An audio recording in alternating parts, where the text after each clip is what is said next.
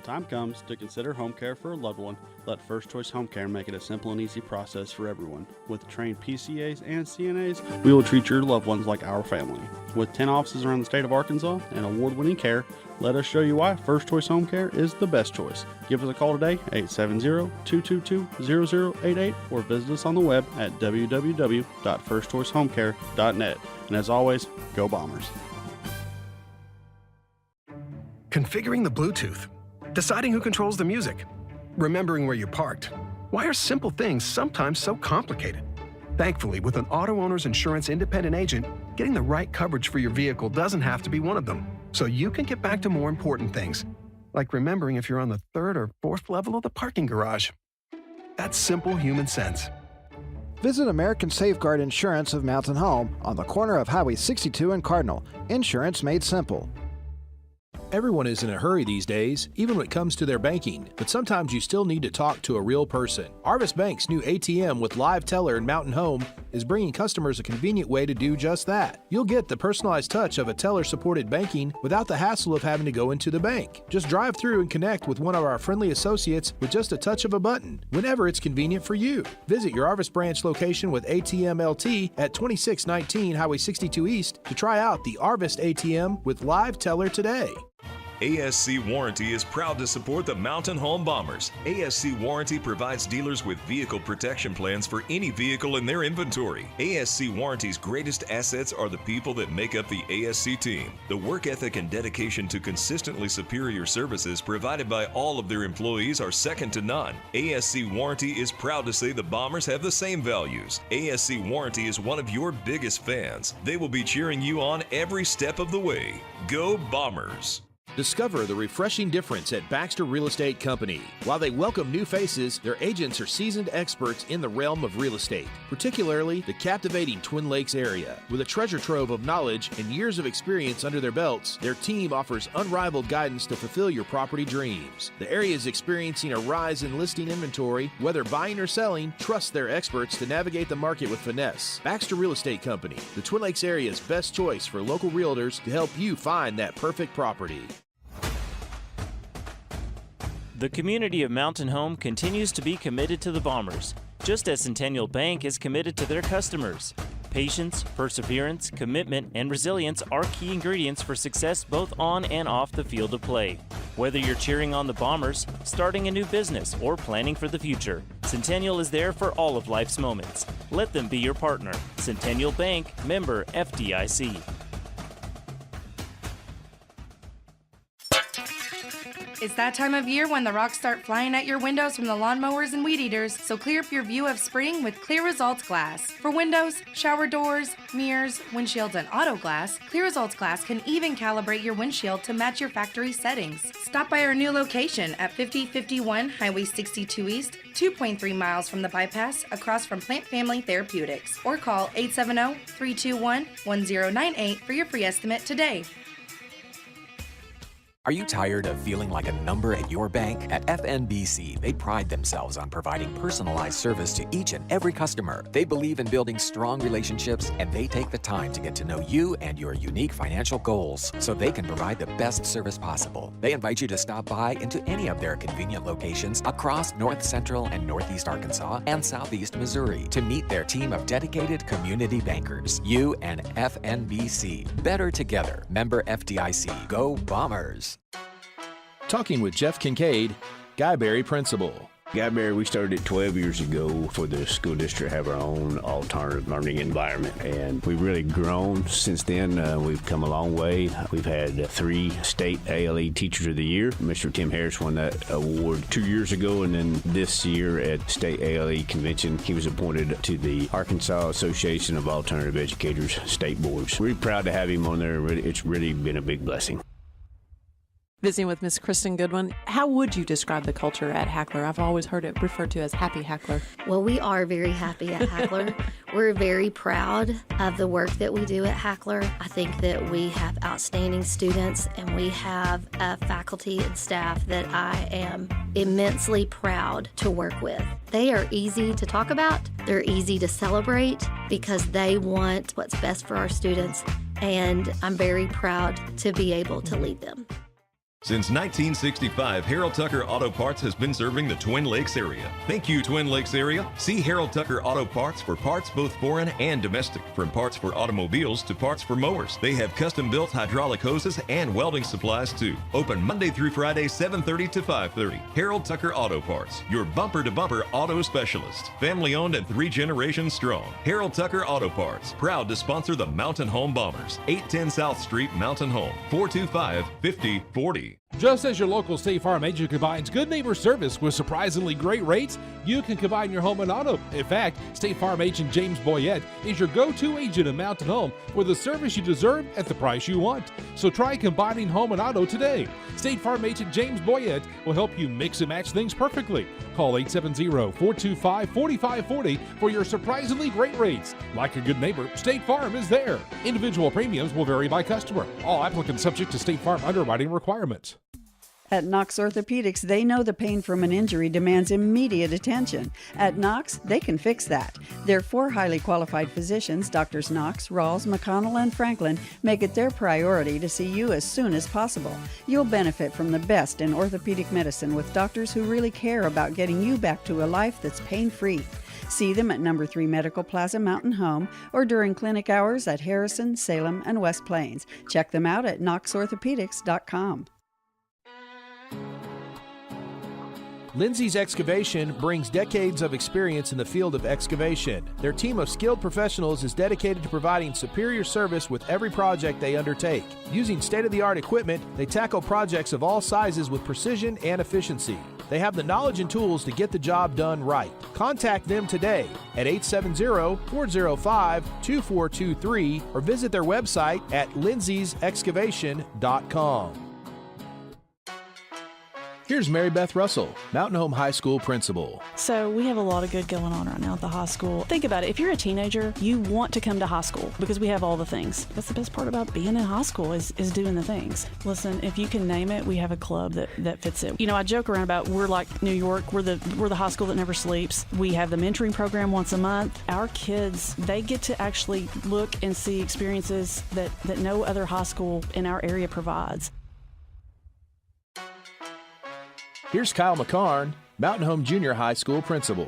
Everybody has a good time at the junior high. We're so proud of what we've been able to accomplish and all of those things. I think the biggest thing we have going at Mountain Home Junior High is just the culture that we have established. We have a ton of teachers and other staff that are encouraged and uplifting and ready for kids to be in our building so they can just create the best environment for learning. One of North Arkansas Electric Cooperative's main goals is to provide our members with reliable service. We've launched a long-term effort to reduce outages by removing dead trees in and near the co-op's right-of-way. Starting with our 3-phase lines, NAEC employees and contractors are topping off dead trees that could reach power lines when they fall. Personnel will leave the tree sections on the property where they don't cause an access issue. Providing members with reliable service. North Arkansas Electric Cooperative, a Touchstone Energy cooperative. Is it time to move to a smaller home? Be closer to town? Stop taking care of that big yard? Hi, I'm John Shaw with the Ozarks team at Century 21 Lemac Realty, and this is my partner, Heather Hendricks. We understand and we can help. You need to find a new home while you sell the one that's too big. We've helped hundreds of our friends, and we can help you. Contact us, the Ozarks team, at enjoytheozarks.com. The Ozarks team, Century 21 Lemac Realty, 1024 Highway 62B East in Mountain Home, Arkansas. Are you building a new house, not sure where the property lines are? Strider Consulting can help. They're a civil engineering and land surveying firm located at 1029 Highway 201 north of Mountain Home. With over 23 years in the business, Strider Consulting has the experience and expertise. Are you building a new house, not sure where the property lines are? Strider Consulting can help. They're a civil engineering and land surveying firm.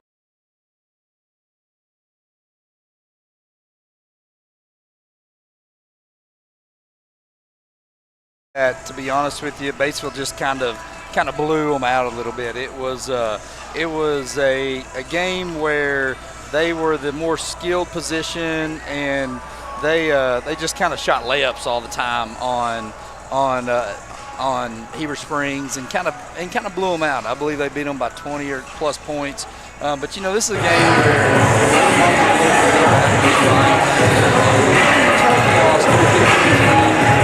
team that was good though. But as a loss that after you lost that Kickapoo game, you felt like you're like, man, we're right there with this team, and things just didn't go our way. We had a lead late in the third quarter, almost going into the fourth quarter, and just couldn't finish the game off a little bit. But it was one of those ones where this is one of those you wanted to get back at it real soon. And it's nice to be able to jump back on the court and kind of get right again tonight. Yeah, well, to elaborate more about that game at Kickapoo, that was one of those games I thought to myself, well, if everything is clicking, they've got a good shot at winning. I mean, we had the lead at one point. We did, and we just kind of got in that fourth quarter, and we got took a couple bad shots and took some turnovers there. If you talk to the coaches, that just kind of got us out of our rhythm a little bit, and I mean, the refs kind of swallowed their whistle a little bit on us in the fourth quarter and let Kickapoo play physical against us, lead us into some turnovers, and honestly, it's a game that was way closer than the score kind of showed at the end. But it was a game where we learned a lot, and it was one that we hope to rebound from and have a good showing tonight. We're going to take a quick break, come back and join you for more of the Baxter Health Bone and Joint Clinic pregame show in just a moment. You're listening to Lady Bomber Basketball on Classic Hits 101.7.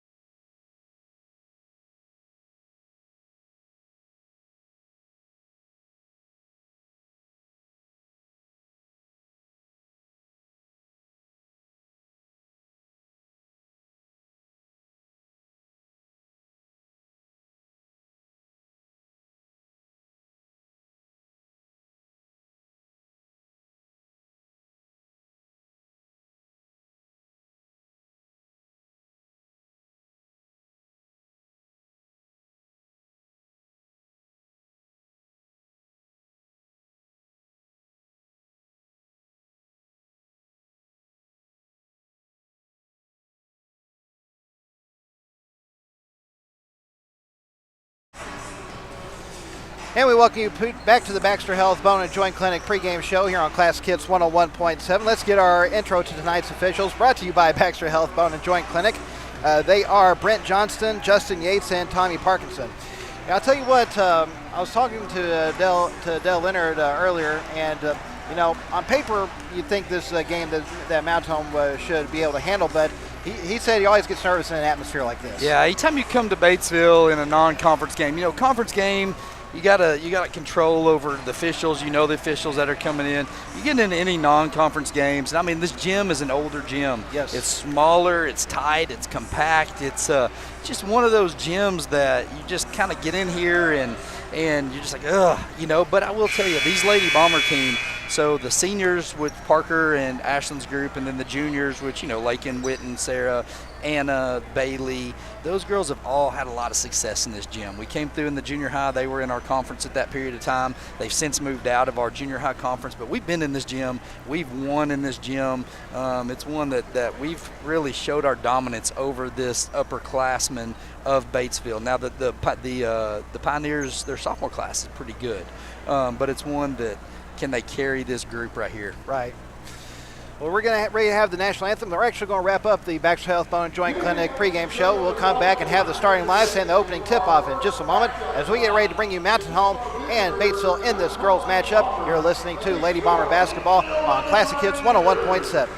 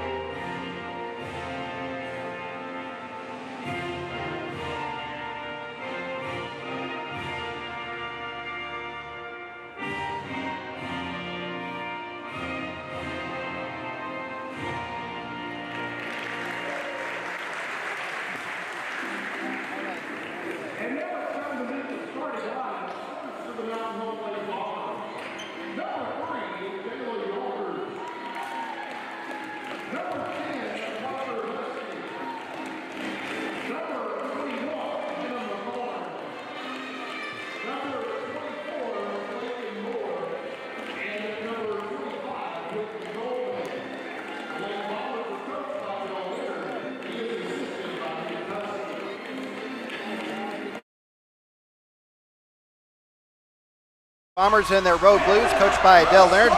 They will be going with one senior, Parker Husky, at 5. She'll be joined by 3 juniors, Anna McCarn at 6'4", Lakin Moore at 6 foot, and Whitten Coleman at 5'7". And rounding out the starting lineup is Jayla Yonkers, a 5'10 sophomore. Batesville in their home whites, coached by Stan Fowler. They'll have one senior in the starting lineup, Hadley Cunningham, one junior, Kaylee Montgomery, 2 sophomores, Melina Hendricks and Serenity Patterson, and a freshman, Riley Pulliam. So this is a roster has a mixture of experience and youth. Yeah, it does. You know, like I said, they got one senior, one junior. They've just, I know Montgomery well, I know Cunningham well. Watched them both play throughout the years. You know, I'm sure they're going to be ready to get after the Lady Bombers right here. And you know, Matt, we talked about we're in the 5A, they're in the 5A. We're in the West, they're in the East. This is one game where if Mountain Home's looking to maybe go to the East next year, you'd love to come in and kind of express your dominance already and say, hey, if we come into 5A East next year, we're here to kind of win, you know. It will be Anna McCarn jumping center for Mountain Home. It will be Serenity Patterson trying to win the tip for Batesville. Mountain Home moving right to left in this first half. Anna got about 6 inches on her. Just about.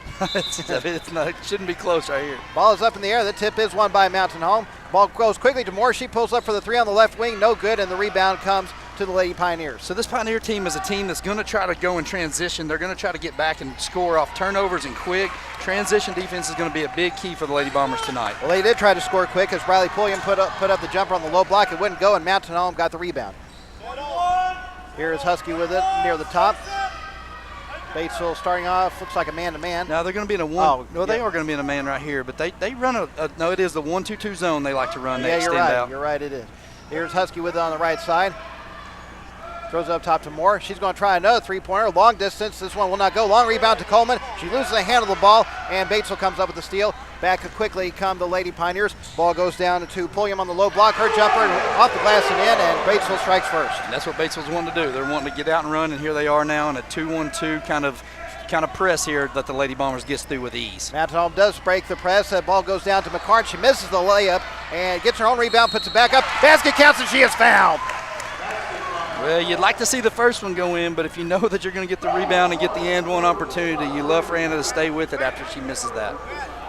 So Mountain Home looking to take their first lead of the night after the foul is committed by Serenity Patterson. That's her first personal foul, team foul number 1 here in the first quarter.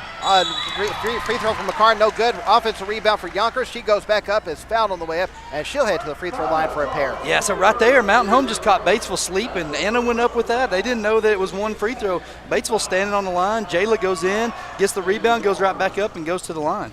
That foul is on Kaylee Montgomery, her first personal foul, team foul number 2 against Batesville here in the opening period. Yonkers hits the first free throw, so we've got our first lead change of the night. And Yonkers gets both free throws. 4-2 Mountain Home up, 6:56 left in the first quarter. Now Lady Bombers going with the zone press. And now, but they're going to get a little too aggressive and commit the foul in the backcourt. Yeah, they're going to get Whitten Coleman right there. That she kind of tried to come up and stop the press right there and laid her body into Montgomery and or in Cunningham, I apologize, and just got the foul call. That's Whitten Coleman's first personal foul, team foul number 1 in the first quarter. Ball is up top with Pulliam. Her three-pointer bounces high, no good. Offensive rebound controlled by Patterson. Her jumper will not go either, and this time the rebound comes from McCarn. She'll give it to Yonkers, who's about to be met by a double team, and has the ball knocked away. They're about to get a 10-second count, or they get a timeout to avoid Coach that. Leonard's going to get a timeout right here, right before the 10-second count. Just in time. So to avoid the turnover, Mountain Home calls timeout. We'll break with 6:27 left in the first quarter. It is Mountain Home leading Batesville 4-2. You're listening to Lady Bomber Basketball, Classic Hits 101.7. Here's Kyle McCarn, Mountain Home Junior High School principal. Everybody has a good time at the junior high. We're so proud of what we've been able to accomplish and all of those things. I think the biggest thing we have going at Mountain Home Junior High is just the culture that we have established. We have a ton of teachers and other staff that are encouraged and uplifting and ready for kids to be in our building so they can just create the best environment for learning. Well, Mountain Home taking the timeout to avoid their second turnover of the night, to try to avoid the 10-second count. Inbound pass goes to Jaylee Yonkers. Gives it back to Husky. She's into the front court. Finds Moore going into the layup. Going up for the layup. Off the glass and in. Nice little pump fake there. Lakin looked like she was kind of pass faked over like she was going to pass it to McCarn and went in for the layup. And Mountain Home gets a steal in the backcourt. Lakin Moore, she goes in for another layup. And now Batesville takes their first time out of the night. So we will break once again with 6:11 left in the first quarter. It is Mountain Home up on Batesville 8-2. You're listening to Lady Bomber Basketball on Classic Hits 101.7. Is it time to move to a smaller home? Be closer to town? Stop taking care of that big yard? Hi, I'm John Shaw with the Ozarks team at Century 21 Lemac Realty, and this is my partner, Heather Hendricks. We understand and we can help. You need to find a new home while you sell the one that's too big. We've helped hundreds of our friends, and we can help you. Contact us, the Ozarks team, at enjoytheozarks.com. The Ozarks team, Century 21 Lemac Realty, 1024 Highway 62B East in Mountain Home, Arkansas. Well, both teams taking a timeout within seconds of each other. Mountain Home steals the inbound pass. Ball goes to Lakin Moore. Her three-pointer will not go, and the rebound comes to Batesville. Yeah, good job Mountain Home on the press right there to get a steal. Got a wide open three, just didn't fall. Right now, Mountain Home's turning the tide on Batesville. Batesville likes to get turnovers and score, and that's what Mountain Home's doing. Here's Cunningham with it up top. Ball goes over on the right side to Hendricks. Hendricks going down to the lane. Her layup is blocked by McCarn. It goes out of bounds.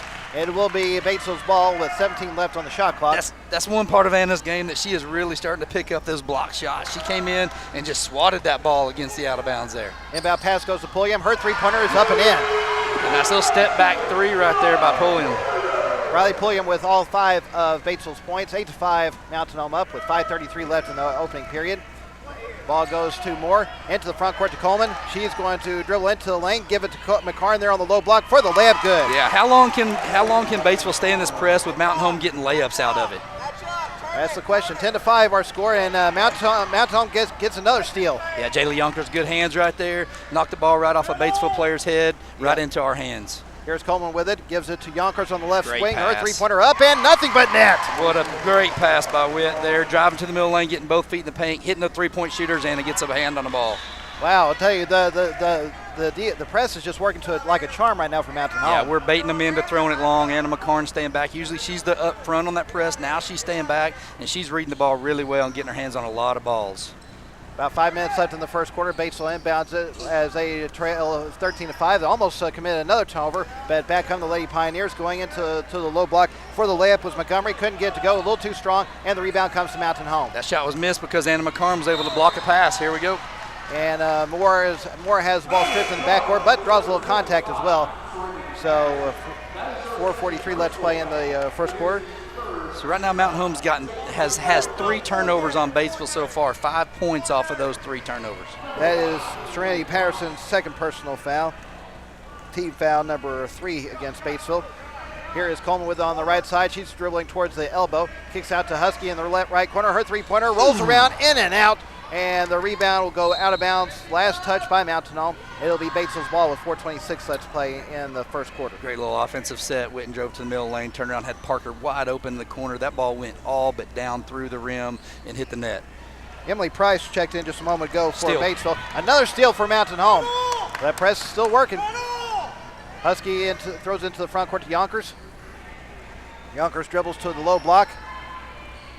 Tries to kick it out to Moore, but she does get it. Dribbles to near the elbow, pulls up for the jumper. Good. Heck yeah, that's Lakin's shot right there. Drive to that elbow, nice high arching shot, hitting nothing but the bottom of the net. Mountain Home's got another steal coming. Just about. There's a scramble for the loose ball. It's going to be off Mountain Home, and Batesville will. Well, wait a minute.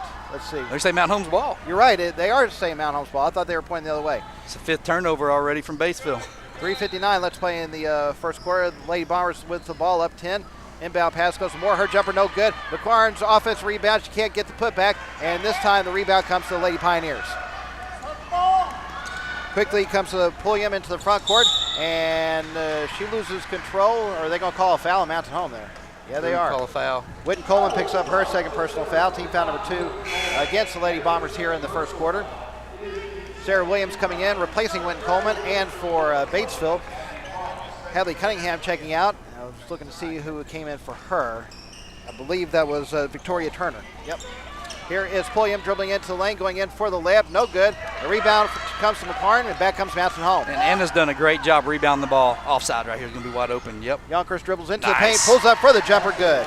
Great job, Jayla, pressing the issue. The defender saw that offside, dropped back. Jayla with a nice little 15-foot pull-up, nothing but net. 7 on the night for Yonkers. 17-5, Mountain Home up. Back quickly comes Hendricks. She's going into the lane. Her basket will count, and she draws a blocking foul. Yeah, Sarah tried to rotate a little bit too late on that. Tried to draw the charge, was too far underneath the goal, and got the block foul as Hendricks was able to put the ball in and take the foul. That's Williams' first personal foul. Team foul number 3 against Mountain Home here in the first quarter. 3:19 let's play in the opening period as Hendricks will try to convert the three-point play. Free throw is up, no good, and McCarn chases down the rebound. 39 rebounds for the Lady Bombers tonight. Here is Moore with it.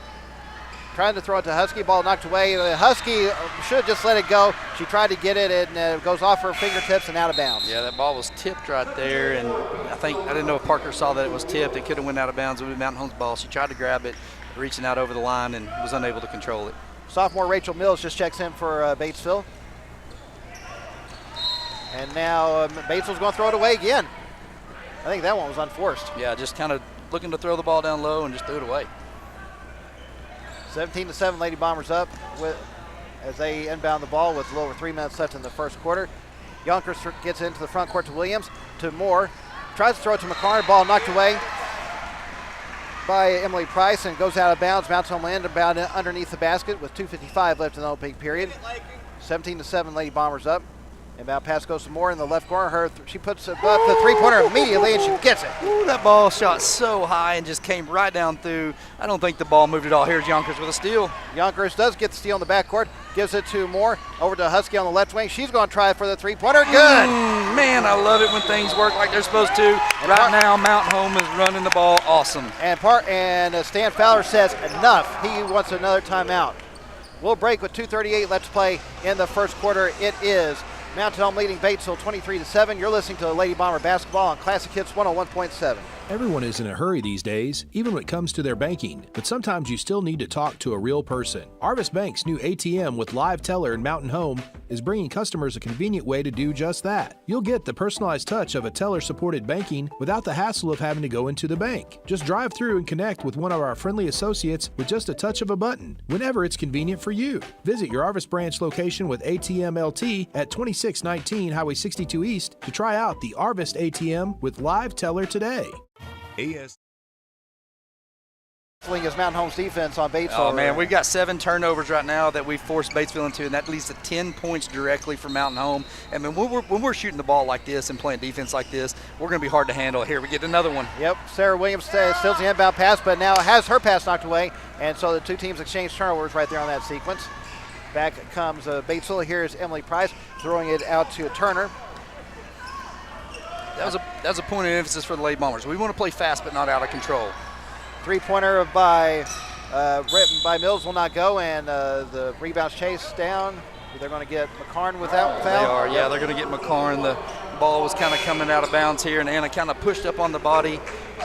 Looked like Patterson did a good job boxing Anna out, trying to go get, as it was going to go out of bounds there, and Anna kind of pushed back. Anna McCarn and Jayla Yonkers check out as Bailey Rittenberg and Livy Fosness both check in. Batesville inbounding underneath the basket. Ball goes over on the right side to Patterson. Her three-pointer no good, and the rebound's controlled by Fosness. She gets it quickly out to Moore, who's quickly back the other way, going up for the jumper off the glass. No good, and the rebound's controlled by Patterson. Good rebound by Fosness. Nice kick out. Lakin just unable to finish that tough finish on the other end. Here is Cunningham with it up top. Mountain Home in a man-to-man. Cunningham drills to the right side, gives it in the corner to Pulliam. Pulliam will give back to Cunningham. Cunningham will dribble between the circles. Goes over toward the left side. Finds Patterson just outside the paint for the jumper off the glass. No good, and Fosness gets a rebound. Now her pass to Bailey Rittenberg. Rittenberg has her pocket picked. Pulliam couldn't get the layup, and Rittenberg gets a rebound.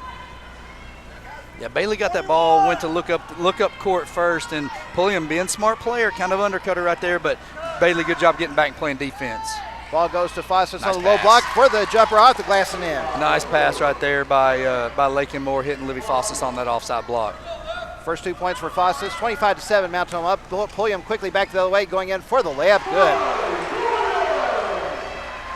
Bradley Pulliam with 7 points, 25-9, Mountain Home up, 1:05 left in the first quarter. Ball goes to Rittenberg. Over to Husky. Back to Rittenberg into the front court.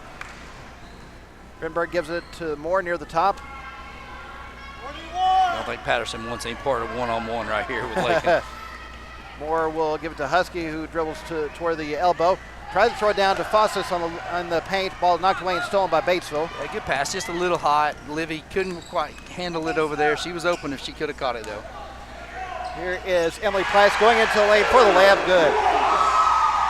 Caught the ball at the high post. One power dribble, was able to get to the rim and hit it high off the backboard. That's her first 2 points of the day, or the night. Here is Rittenberg quickly back the other way, going in for the layup. Couldn't get it to go. Rebounds knocked around, and finally controlled by Williams. Mountain Home set back up. Ball goes to Fosness. She puts up the running jumper, no good. Gets her own rebound, puts it back up and in. 2 offensive rebounds right there for the Lady Bombers, leading to 2 points by Livy Fosness. She's doing work down low on the offensive end on the rebounding. 4 seconds left. I don't know if they realize, now they do realize how little time is left, and so Cunningham tries to shoot the long three. Ball goes well over the backboard, and we've reached the end of the first quarter.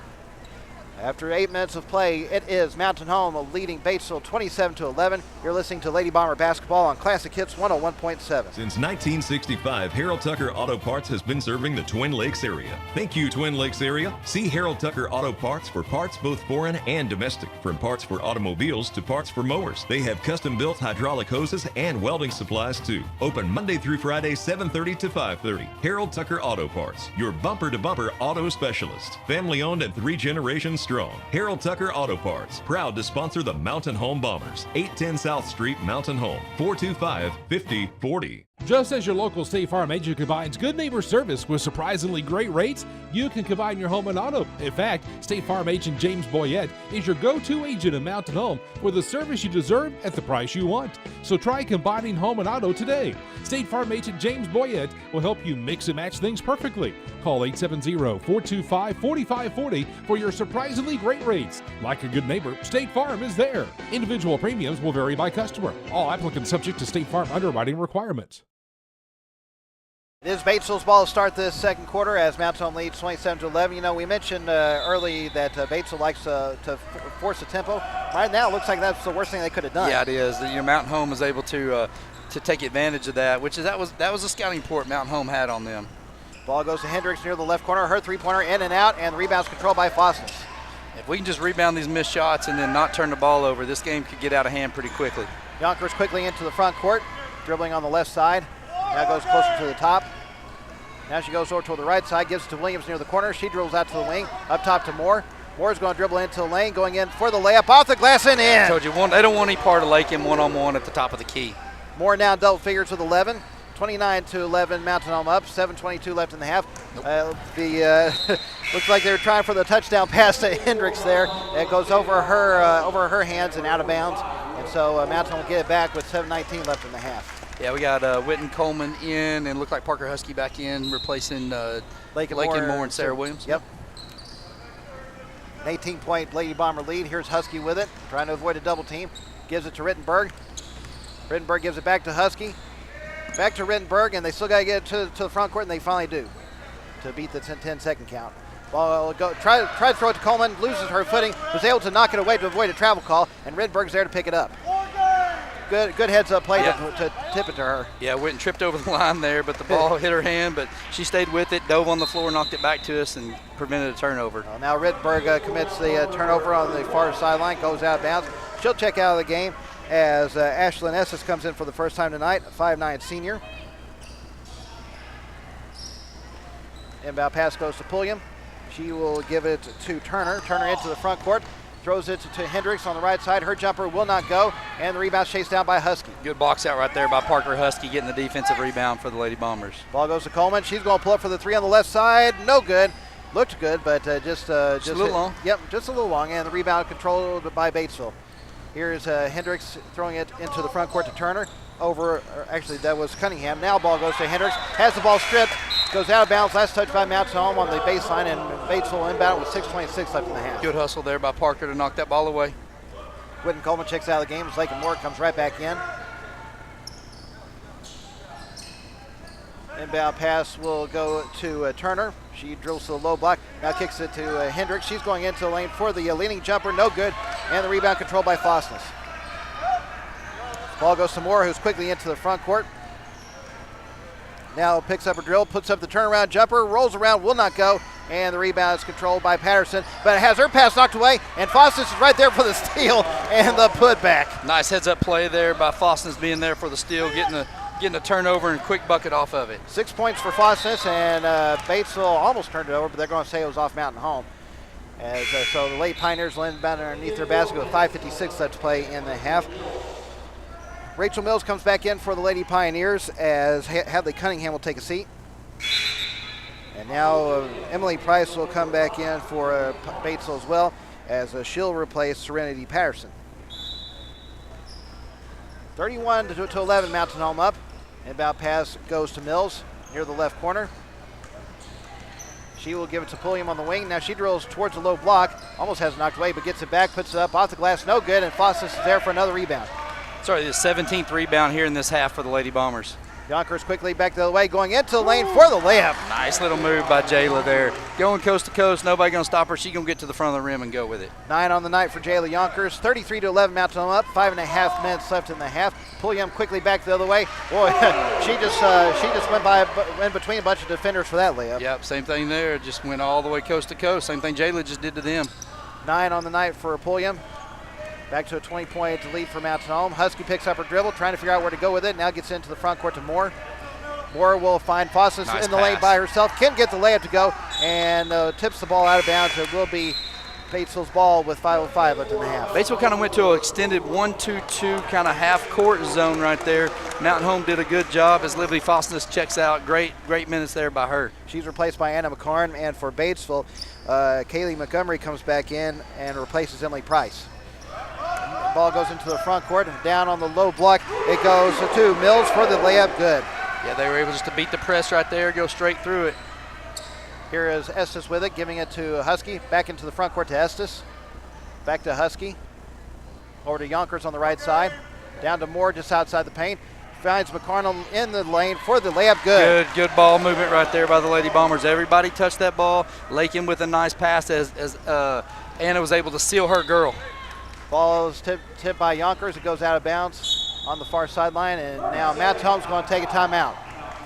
We will break with 4:31 left to play in the half. It is Mountain Home leading Batesville 35-15. You're listening to Lady Bomber Basketball on Classic Hits 101.7. Do you know where your money goes when you give to charity? At the Salvation Army, 82 cents of every dollar stays to help those in need in our local community. Hi, I'm Major Michelle Robbins. The money we raise helps people in the surrounding 5 counties, including Baxter, Marion, Sharp, Izard, and Fulton. You can help by donating your unwanted items and by shopping at the Salvation Army store. Those in need get assistance with rent, utilities, sending kids to camp, and many other things. When it comes to charity, the Salvation Army always helps those in our community. Get ready for a touchdown.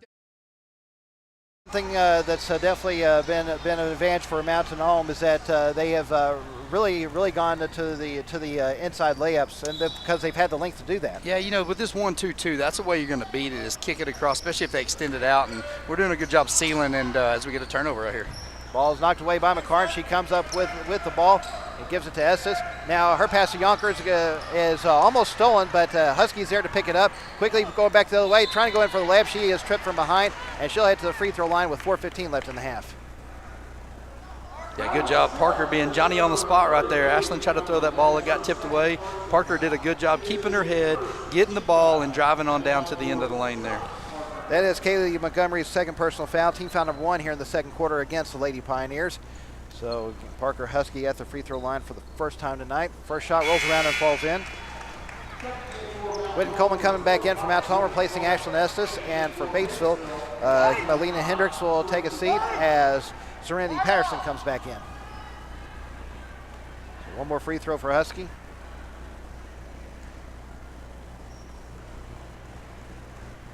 Second shot is up and good. She gets both. She has 5 on the night. 37-15, and Husky immediately steals it in the backcourt. Couldn't get the layup to go. Rebound comes to Batesville. They are quickly back the other way as Mills going into the lane for the layup. Little strong, wow. And McCarn gets the rebound. Great hustle by Jayla Yonkers. There were 3 Batesville Pioneers in front of Jayla right there. She caught them from half court down, made that shot go awry. That's a hustle play that doesn't go in the books. You bet. Husky with it on the right side, gives it to Moore. Thought about 3 now. She is going to put up the three-pointer. No good. And the rebound's controlled by Yonkers. She will dribble across the paint, going in for the layup. No good. McCarn gets another offensive rebound. She can't get that to go. And the fight for the rebound. Is it going to be a jump ball? It is. It will be Mountain Home's ball in possession arrow. Mountain Home got 2 balls up on the rim right there. Just couldn't able to get the ball down in the hole. Great job by Jayla coming in and Anna using her height, getting those rebounds. Rachel Milch checks out of the game. She's replaced by Hadley Cunningham. Coleman will turn the inbound pass on the baseline. Gets up top to Yonkers. She immediately puts up the three-pointer. Bounces off the front of the rim. No good. And Patterson gets the rebound for Batesville. You see Batesville's trying to run. They're trying to get up the floor quickly here. Mountain Home doing a good job on transition defense right there. Ball goes to Hendricks. Her three-pointer will not go. And I'm sorry, that was Cunningham actually with the three-pointer. And the rebound's chased down by Yonkers. She kicks it to Husky quickly in the front court. Over to Moore on the right side. Her three-pointer, nothing but net. Mountain Home says, here's how you play transition offense. That's already 40 points in this half for the Lady Bombers. 14 on the night for Moore. Back quickly comes Batesville as I believe that's Pulliam. Yep, Riley Pulliam. She's now double figures with 11. That was a nice little shot there by Pulliam. She had Lakin cutting in front of her. And Here's Moore with it into the front court. 40-17, Mountain Home up. 2:49 left in the half. Moore drills to the free throw line, puts up the jumper. Man, good. Lakin is feeling it right Boy, now. No kidding. She has 16. Back quickly comes Pulliam. She pulls up at the low block, puts up the jumper. No good. Ball goes out of bounds. They're going to say last touch by Montgomery, and it'll be Mount Home's ball with 2:33 left in the half. Yeah, right there. Good transition defense by Witten. She did a good job getting back and not fouling. She bellied up on top of Pulliam, made her take a tough shot, and it went off, and Mountain Home was able to regain possession. Melina Hendricks checks in for Batesville, replacing Briley Pulliam. And for Mountain Home, I believe Parker Husky checked out of the game as Bailey Rittenberg comes in for her. Now Hendricks steals the ball in the backcourt. Can't get the layup to go. Ball goes out of bounds. Last touch by Coleman. And Batesville will inbound it with 2:24 left in the half. Yeah, it's a bad turnover there by Witten. She threw the ball right in the middle of the floor and didn't see the defender, and she was able to jump in and take it. Anna McCarn checks out of the game as Livy Fossis comes back in. 25-point Mountain Home advantage. Inbound pass goes to Hendricks. She tries to throw it back to Cunningham. She can't handle the pass. It goes out of bounds, and that'll be another turnover against the Lady Pioneers. The active hands of Mountain Home's giving Batesville right now some fits. Ball goes to Yonkers. She's quickly into the front court and finds Coleman on the right side. She's going down into the lane. Now her pass is stolen right into the hands of Hendricks. She's back the other way for the layup. Her shot is blocked, but a foul is going to be called on Coleman. And so two-shot opportunity coming up for Hadley Cunningham, or for Hendricks, excuse me. Whitten Coleman picks up her third personal foul. That's the first team foul against Mountain Home here in the second quarter. So Melina Hendricks is at the free throw line, where so far she is 0 for 1 with 2 points. First free throw is up, no good. Whitten Coleman's going to check out of the game as Sarah Williams comes back in. So one more free throw for Hendricks with 2:08 left in the half. Second shot for Hendricks is up. Rolls around, falls out, she misses both, and the rebound controlled by Yonkers. Another rebound there for the Lady Bombers. That's our 22nd of the half. Ball is with Yonkers into the front court. She will give it to Rittenberg on the left side. Rittenberg dribbles into the lane, kicks it in the right corner to Williams. Her three-pointer is up, no good. And the offensive rebound for Foster. She puts it back up and in. Great job, Livy Fostens right there. She is having a game right now. She is having a great game for the Bombers. That's 44 points. 8 on the night for Fossis. Back quickly. Patterson puts up the turnaround hook shot. No good. And looked like she had the rebound for a moment, but lost it. It goes out of bounds, and Mountain Home will get it back. I think she went down and tried to power dribble and power dribbled it right off her foot. Emily Price checking back in for Batesville. So as Briley Pulliam, as Serenity Patterson and Hadley Cunningham both take a seat. 1:37 left to play in the half. Mountain Home with the ball up 44-17. Inbound pass goes to Yonkers. She gets by her defenders into the front court, finds Fossis in the lane by herself for the easy layup. Fossis in double figures with 10. Nice look right there by Jayla Yonkers on the offside block to hit Livy.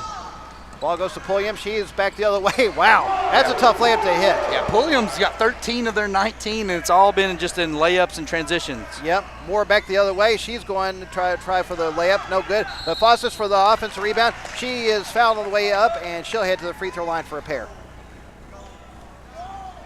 They're going to get Emily Price with her first personal foul. That is the second team foul against Batesville here in the second quarter. Matt, that's 10 offensive rebounds for the Lady Bombers so far. Impressive. Fossis' first free throw is up and good.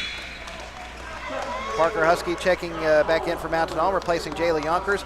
And Rachel Mills hobbling off the floor for Batesville as she'll be replaced by junior Kennedy Johnson.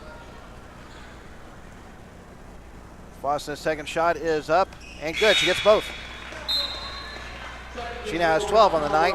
Ashlyn Ness is checking in for Mountain Home, replacing Lakin Moore.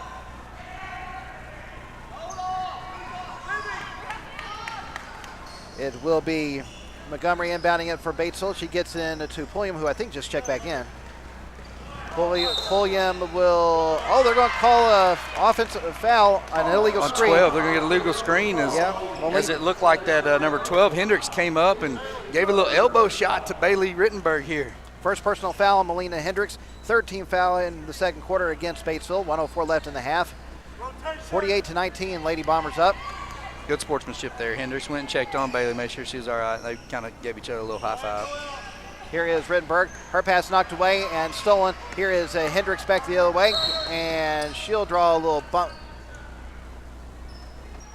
So okay. Yeah, okay. Parker on the foul, yeah. I thought from the way the official was pointing, I was like, is he about to call a sideline warning or something? I was like, no, yeah, he's saying the ball's coming out on the sideline right over here. Gotcha. Okay, so Parker Husky picks up her first personal foul, second team foul against Mountain Home here in the second quarter. Inbound pass goes to Hendricks. She will give it up top to Pulliam. Mountain Home in a man-to-man. Pulliam's going to dribble toward the low block, going up for another tough layup, in and out, and the rebound is controlled by Fosness. Dennis Rodman tonight. Livy Fosness is acting like Dennis Rodman tonight. And now Mountain Home's going to call a timeout to avoid a turnover. Yeah, Ashland fell on the ball, and Coach Leonard smartly gets a timeout to regain possession. We'll break with 35 seconds left to play in the half. It is Mountain Home leading Batesville 48-19. You're listening to Lady Bomber Basketball on Classic Hits 101.7. At Knox Orthopedics, they know the pain from an injury demands immediate attention. At Knox, they can fix that. Their 4 highly qualified physicians, Drs. Knox, Rawls, McConnell, and Franklin, make it their priority to see you as soon as possible. You'll benefit from the best in orthopedic medicine with doctors who really care about getting you back to a life that's pain-free. See them at No. 3 Medical Plaza Mountain Home or during clinic hours at Harrison, Salem, and West Plains. Check them out at knoxorthopedics.com. Lindsay's Excavation brings decades of experience in the field of excavation. Their team of skilled professionals is dedicated to providing superior service with every project they undertake. Using state-of-the-art equipment, they tackle projects of all sizes with precision and efficiency. They have the knowledge and tools to get the job done right. Contact them today at 870-405-2423 or visit their website at lindsaysexcavation.com. Taking the timeout to avoid the turnover with 35 seconds left in the half. They lead Batesville 48-19. Williams will inbound the ball. Baseball-style pass that Parker Husky is able to chase down, and she will kick it out to Rittenberg on the right side. She drills into the paint. Over to Estes on the left side. She drills into the lane, has the ball knocked away, and the steal by Batesville. Back quickly comes Pulliam. She finds Hendricks going to the lane for the layup. Good. That's 10 turnovers here for the Lady Bombers already in this first half. If you're going to look at one thing, that's one thing you got to look at, how to clean up. 4 on the night for Hendricks. Back comes Mountain Home. Here is Rittenberg. She loses the handle of the ball, but is able to get out to Estes to avoid the turnover. She puts up the jumper, no good. Fossis with the offensive rebound. She is fouled on the way back up, or are they going to call it on the floor? I think they're going to call it on the shot. They should call on the shot. Yep, they are going to call on the shot. That's Kennedy Johnson's first personal foul. That's the last foul Batesville has to give in this half. So Livy Fossis at the free throw line, where so far she is 2 of 2 with 12 points. First free throw is up and in.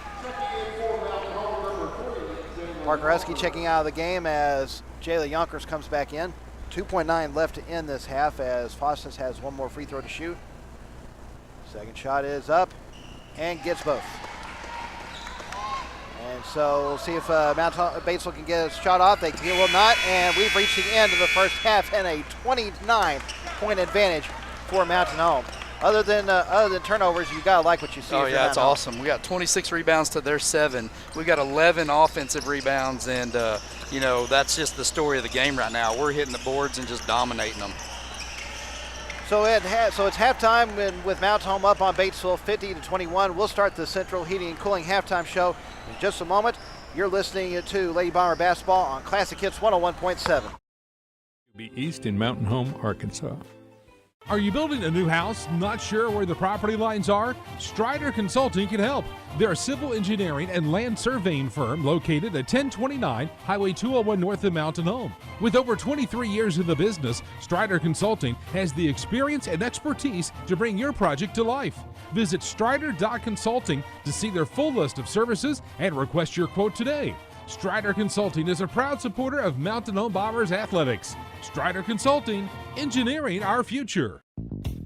United Country Real Estate of Mountain Home is the largest seller of rural real estate in the United States. With United Country, you'll find trust and integrity, integral parts of their high standards. As a seller, you'll benefit from United Country's unique and proven marketing system. You owe it to yourself to call the #1 team in the nation today at 425-3820. United Country Real Estate, proud supporters of our Mountain Home Bombers. Brad, what are you doing? I'm I'm resizing all my boxes. Why? New math. Everyone's doing it. The Big 10 equals 12, the Big 12 equals 18, and the Pac-12 now equals 4. And I have Traeger, Samsung, Sony, and Sonos systems that fit in all kinds of boxes, so I'm resizing. People don't care about your boxes, just the stuff that's in them. Yeah, well, 10 out of 8 people like our big boxes better. Folks, come see all of our different size boxes next to Walmart Mountain Home or at BigBoxBrad.com. Touchdown! 5 points. Clay Maxey, 30 years in the car business. What's it taught you? The biggest lesson I've learned, I think, is probably one of the first lessons I learned, which was take care of people and they'll take care of you. You believe strongly in taking care of the communities that you serve as well. And absolutely. If we're not going to be a good steward to the community, we're not going to last long. And doing it with a genuine heart and have relationships with our customers and our employees that are people. And we welcome you into the Central Heating and Cooling halftime show here on Classic Hits 101.7 and on the Bomber Sports Network here on YouTube. Right now at the break, Mountain Home's girls up on Batesville 50-21. We'll look over some of our numbers in just a moment. Right now we're joined at the broadcast position by Mountain Home boys coach Josh Fulcher. And Josh, it's been a few days since we last talked, but congratulations on winning that home opener over BB 52-37. Thank you. It's nice to get a nice win at our home place in the hangar, and we've got to put that behind us, and we've got to get locked into our opponent tonight. Batesville, poses some different challenges than BB did. They're going to be their first game they didn't play very well, but they were playing against a Marmaduke team that come out and ran a 1-3-1 against them, and they wasn't prepared for it. And I've been there, when you work something and then you come out but then they come out Friday night and had a really nice win at Heber. So we know Batesville, they've been on the road twice, so they're going to be fired up about playing in front of their home arena. Everybody shoots it better. They've got a lot of guys that they look like they can put the ball in the hole, but they haven't made a whole lot. We don't do a good job of running them off the three-point line. They're capable of filling it up quick. One thing I did want to go back to with that game against BB is, when I looked at them before the game, saw their size, then you realize they weren't able to utilize it very much. Correct. Well, and that was part of the game plan. We really, 1 and 2 emphasis points were be physical, keep a body on those guys, because if they got the ball around 5 feet, they were going to be hard to stop. Also is going to get us in foul trouble. So I thought our guys did an excellent job of executing game plan, being really physical and keeping them off the glass. And that was really the key to the game. You're talking more about this game against Batesville, and Dell and I already talked about it a little bit. This is not an easy atmosphere to play in. No, it's this gym is just a little bit different than everybody else. Is that in the West, we're in these big open arenas. This has kind of got a smaller school atmosphere. Yes. You're on top. It's a cool place to play. And the court looks great. They changed it a couple years ago, lightened it up in here. Yep. Used to be kind of like a dark dungeon in here. Yeah. The floor was really a dark yellow, and then you've got the black background down there.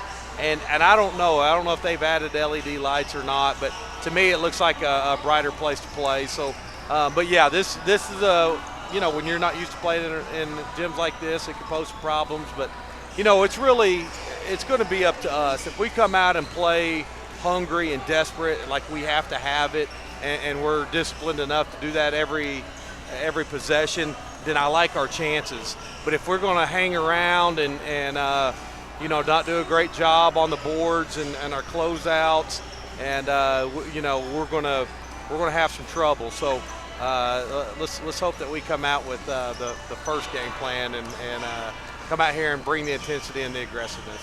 Josh, good luck tonight. Matt, I appreciate all you do, my friend. Go Bombers. Go Bombers. Thank you, Josh. That was Mountain Home boys coach Josh Fulcher. We're going to take another break, come back and look over some of our halftime numbers. Mountain Home is leading Batesville in this girls matchup 50-21. You're listening to the Central Heating and Cooling halftime show on Classic Hits 101.7. To more important things, like remembering if you're on the 3rd or 4th level of the parking garage. That's simple human sense. Visit American Safeguard Insurance of Mountain Home on the corner of Highway 62 and Cardinal. Insurance made simple. Everyone is in a hurry these days, even when it comes to their banking, but sometimes you still need to talk to a real person. Arvis Bank's new ATM with live teller in Mountain Home is bringing customers a convenient way to do just that. You'll get the personalized touch of a teller-supported banking without the hassle of having to go into the bank. Just drive through and connect with one of our friendly associates with just a touch of a button, whenever it's convenient for you. Visit your Arvis branch location with ATM LT at 2619 Highway 62 East to try out the Arvis ATM with live teller today.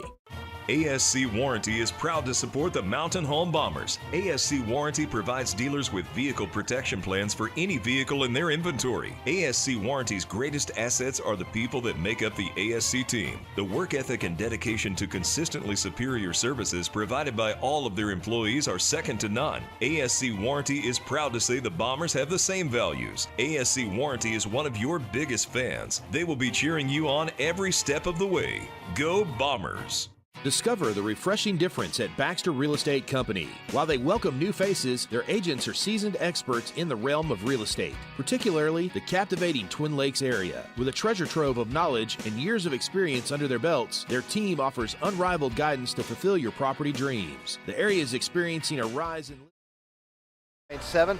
Right now, Mountain Homes girls leading Batesville 50-21.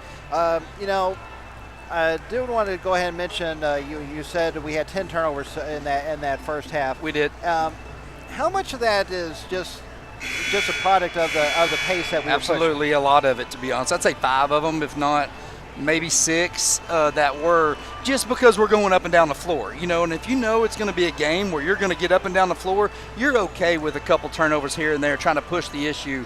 What you don't want is those just turn and throw it straight to them, lead straight to runouts, right? And we didn't have a lot of those in that quarter. So when you look at that, you're going to say, okay, that's all right. They had 13 turnovers themselves. Here's the difference. Of their 13 turnovers, 6, 10, 14 direct points. When I say direct, that means we caught the ball, went directly down, and made a shot into 14 points on there. So that's what you don't want when you want a game like this. Mount Home's leading scorer is Lakin Moore with 16 points, 14 off the bench for Lily Fosness, 9 for Jayla Yonkers, 6 for Anna McCarn, and 5 for Parker Husky. Batesville, one player in double figures, that's Bradley Pulliam with 13 points, 4 for Melina Hendricks, and 2 each for Emily Price and Rachel Mills. This game's had one tie and one lead change. What's the rebounds looking like? So right now, Mountain Home is out rebounding Batesville 26-7.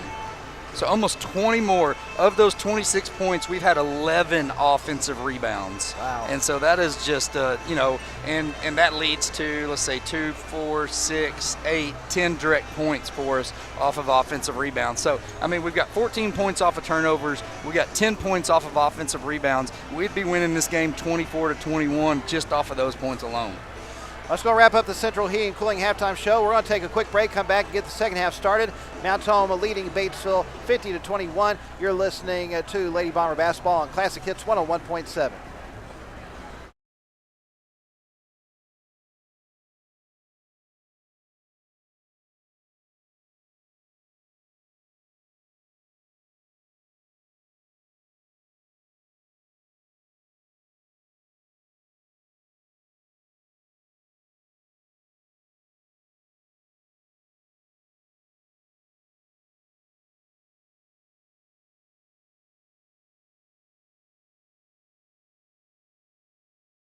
I'll start the second half as they'll be moving left to right now for these last 2 quarters. I want to put 100 up, Matt.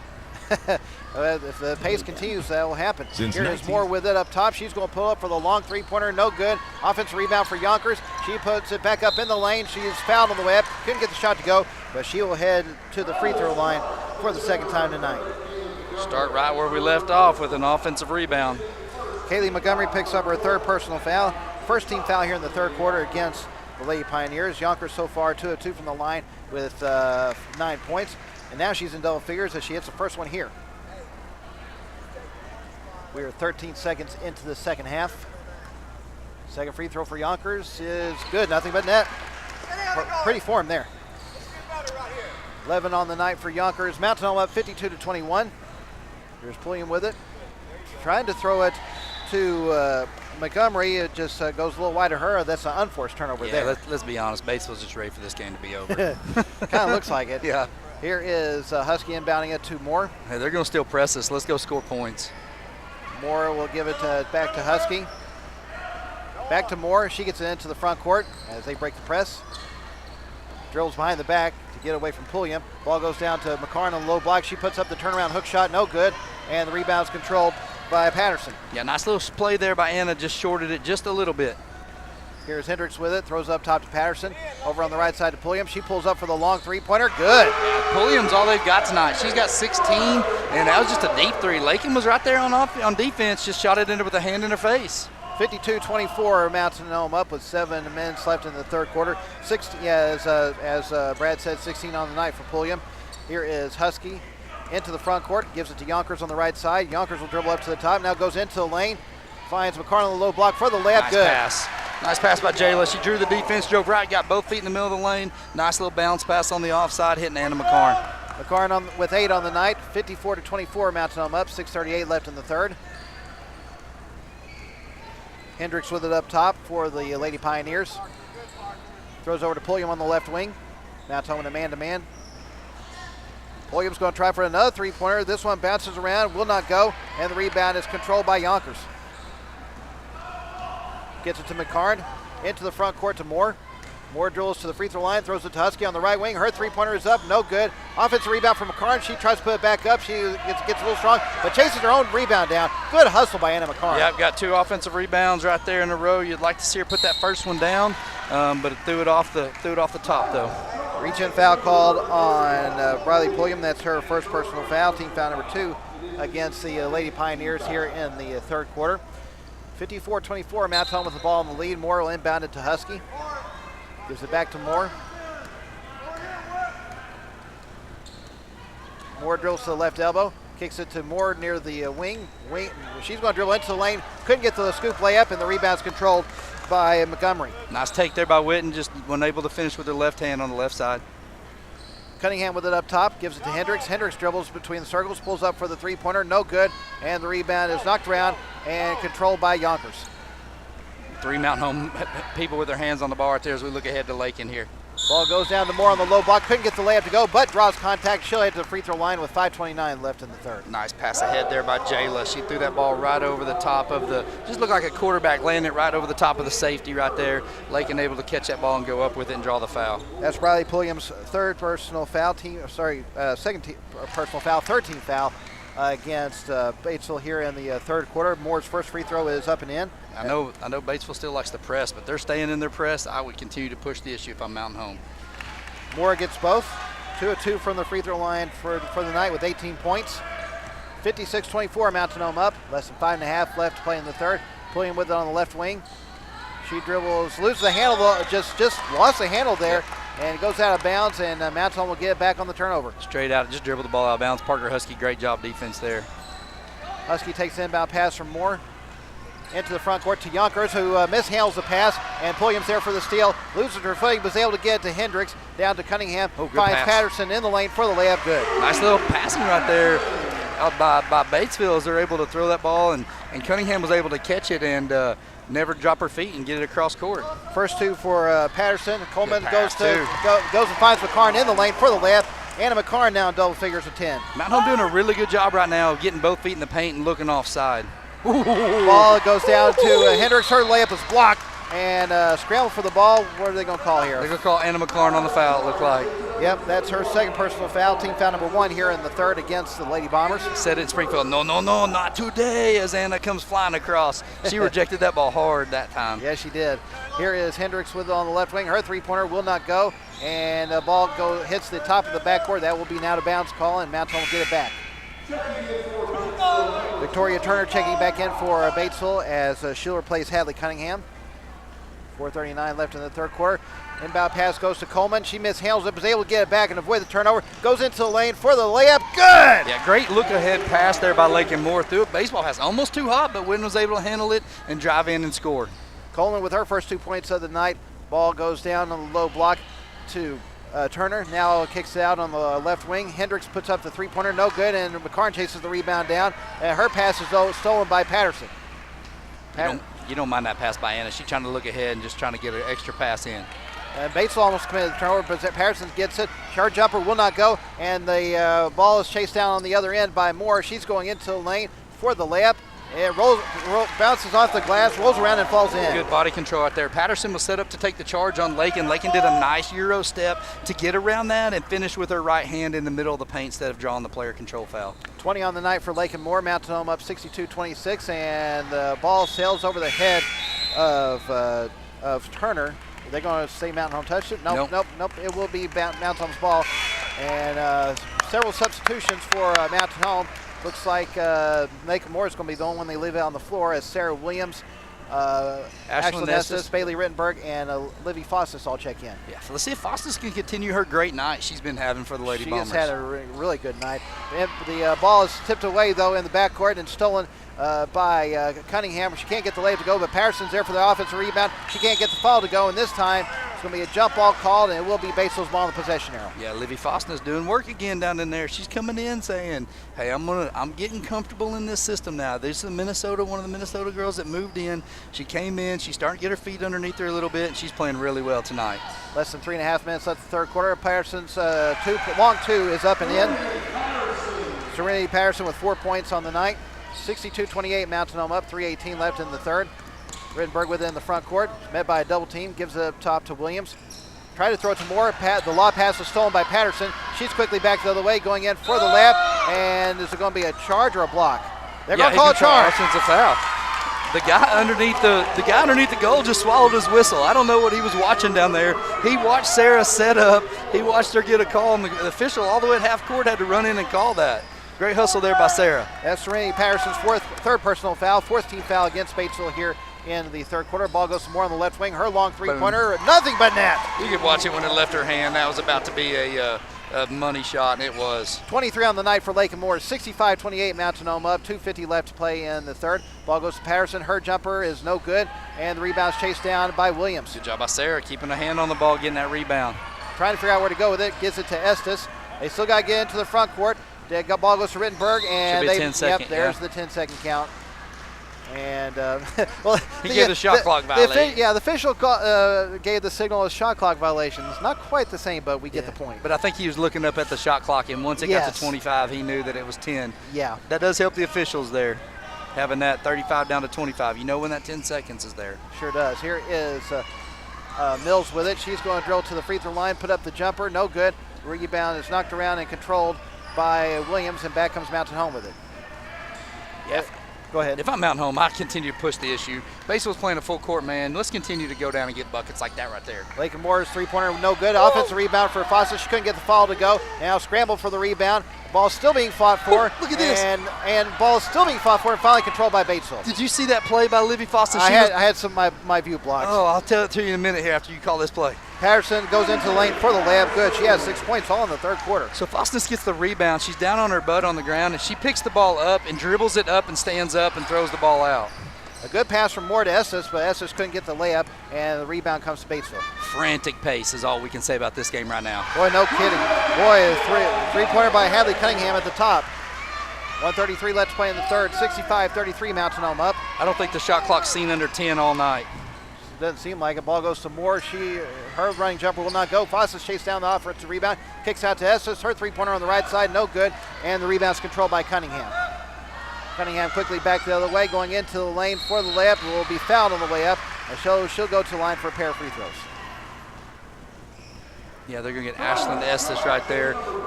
Sarah Claire was set up to take another offensive foul, but the senior Cunningham did a good job kind of Euro stepping to the left side of it, and Ashlyn was trailing the play and fouled her before she could get the shot up. That's Estes' first personal foul, team foul number 2 against Mountain Home here in the third quarter. First free throw for Cunningham will not go. Parker Husky in for Lakin Moore. Yep, and a few subs coming in for Batesville as well, Kennedy Johnson being one of them. Cunningham's second free throw is up and in.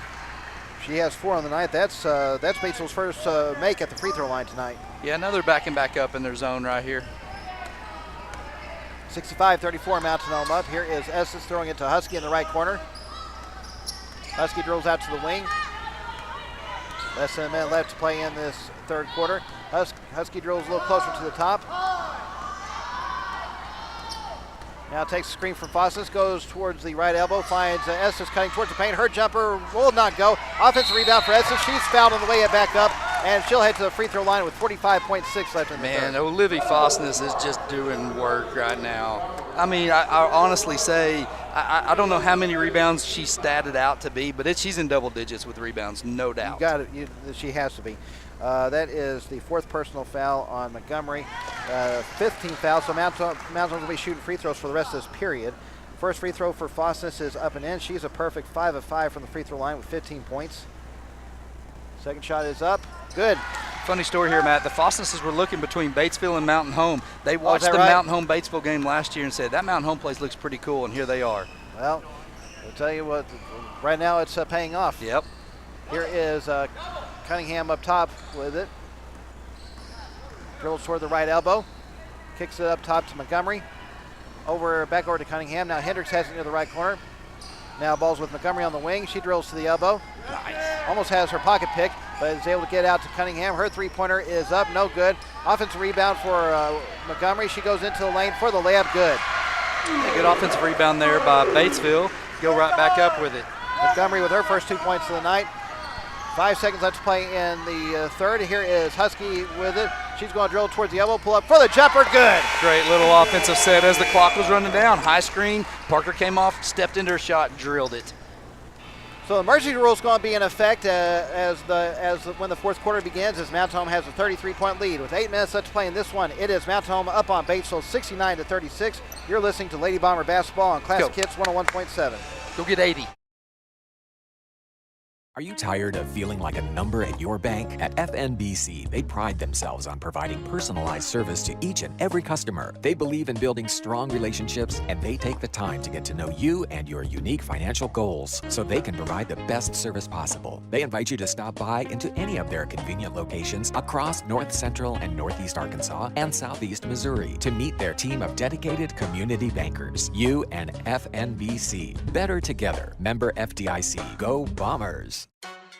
Talking with Jeff Kincaid, Guyberry Principal. Guyberry, we started 12 years ago for the school district to have our own alternative learning environment, and we've really grown since then. We've come a long way. We've had 3 state ALE Teachers of the Year. Mr. Tim Harris won that award 2 years ago, and then this year at State ALE Convention, he was appointed to the Arkansas Association of Alternative Educators State Boards. We're proud. The clock will not stop unless someone calls a timeout. Mount Holmes had the ball to start the final quarter, but the ball was stolen by Turner. She goes in for the layup, couldn't get to go. Yeah, but Serenity Patterson's there for the putback. She has 8 on the night.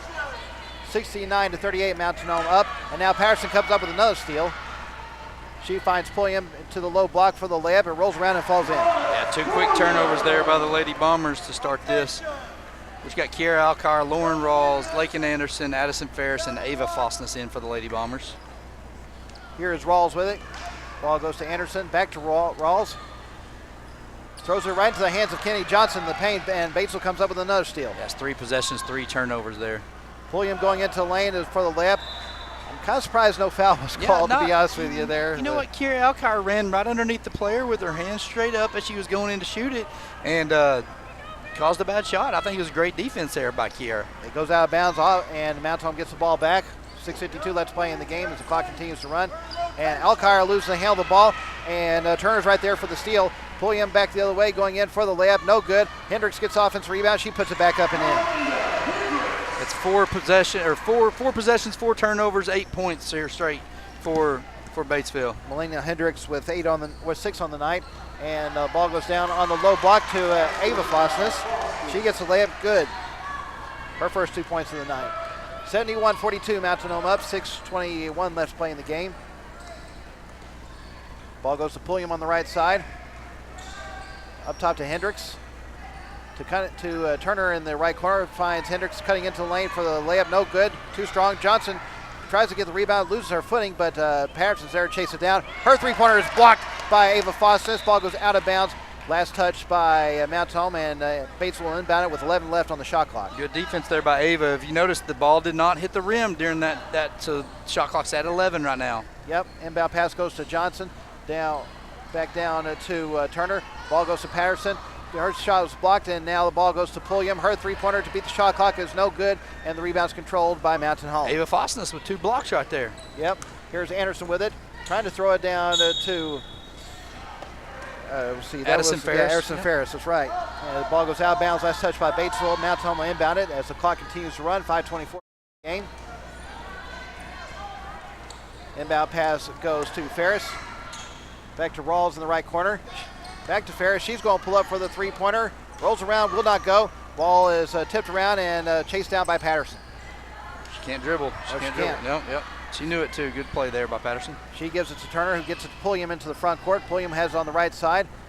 Throws it down to Patterson in the paint. Has the ball knocked away and stolen. And now a jump ball is going to be called. It's going to be Batesville's ball in the possession area. Kaylee Montgomery checking back in for the Lady Pioneers as Serenity Patterson will take a seat. 4:45 left to play in the game. 71-42 Mountain Home up. Here is Hendricks putting up the jumper. No good. Offensive rebound for Turner. She gets it back up and in. Her first 2 points of the night. 71-44 Lady Bombers up. 4.5 left to play in the game. And thought they were about to call backcourt, but they said Alkire drew a little contact. So they're going to get Victoria Turner with her first personal foul, team foul number 1 here in the final period against the Lady Pioneers. How about Batesville? Still got a couple of their starters out here playing. They're just subbing like normal right here in this game. Yeah. Ball is with Alkire. She gives it to Rawls near the top.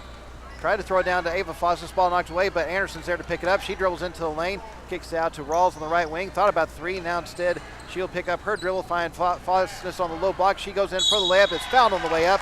And with the clock continuing to run, she'll head to the line for a pair. Great entry pass right there by Lauren Rawls. That's the second one we've seen. She got caught the first time trying to get it down there. Just didn't throw it high enough. Right there, she just threw it over the top of the defender as Ava was rolling right to the goal and hit her in stride. That's Kennedy Johnson's second personal foul, team foul number 2 here in the final quarter against Batesville. Ava Fosness' first free throw is up and in.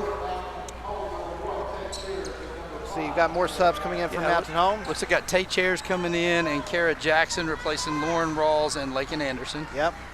And now Batesville is going to bring in several subs.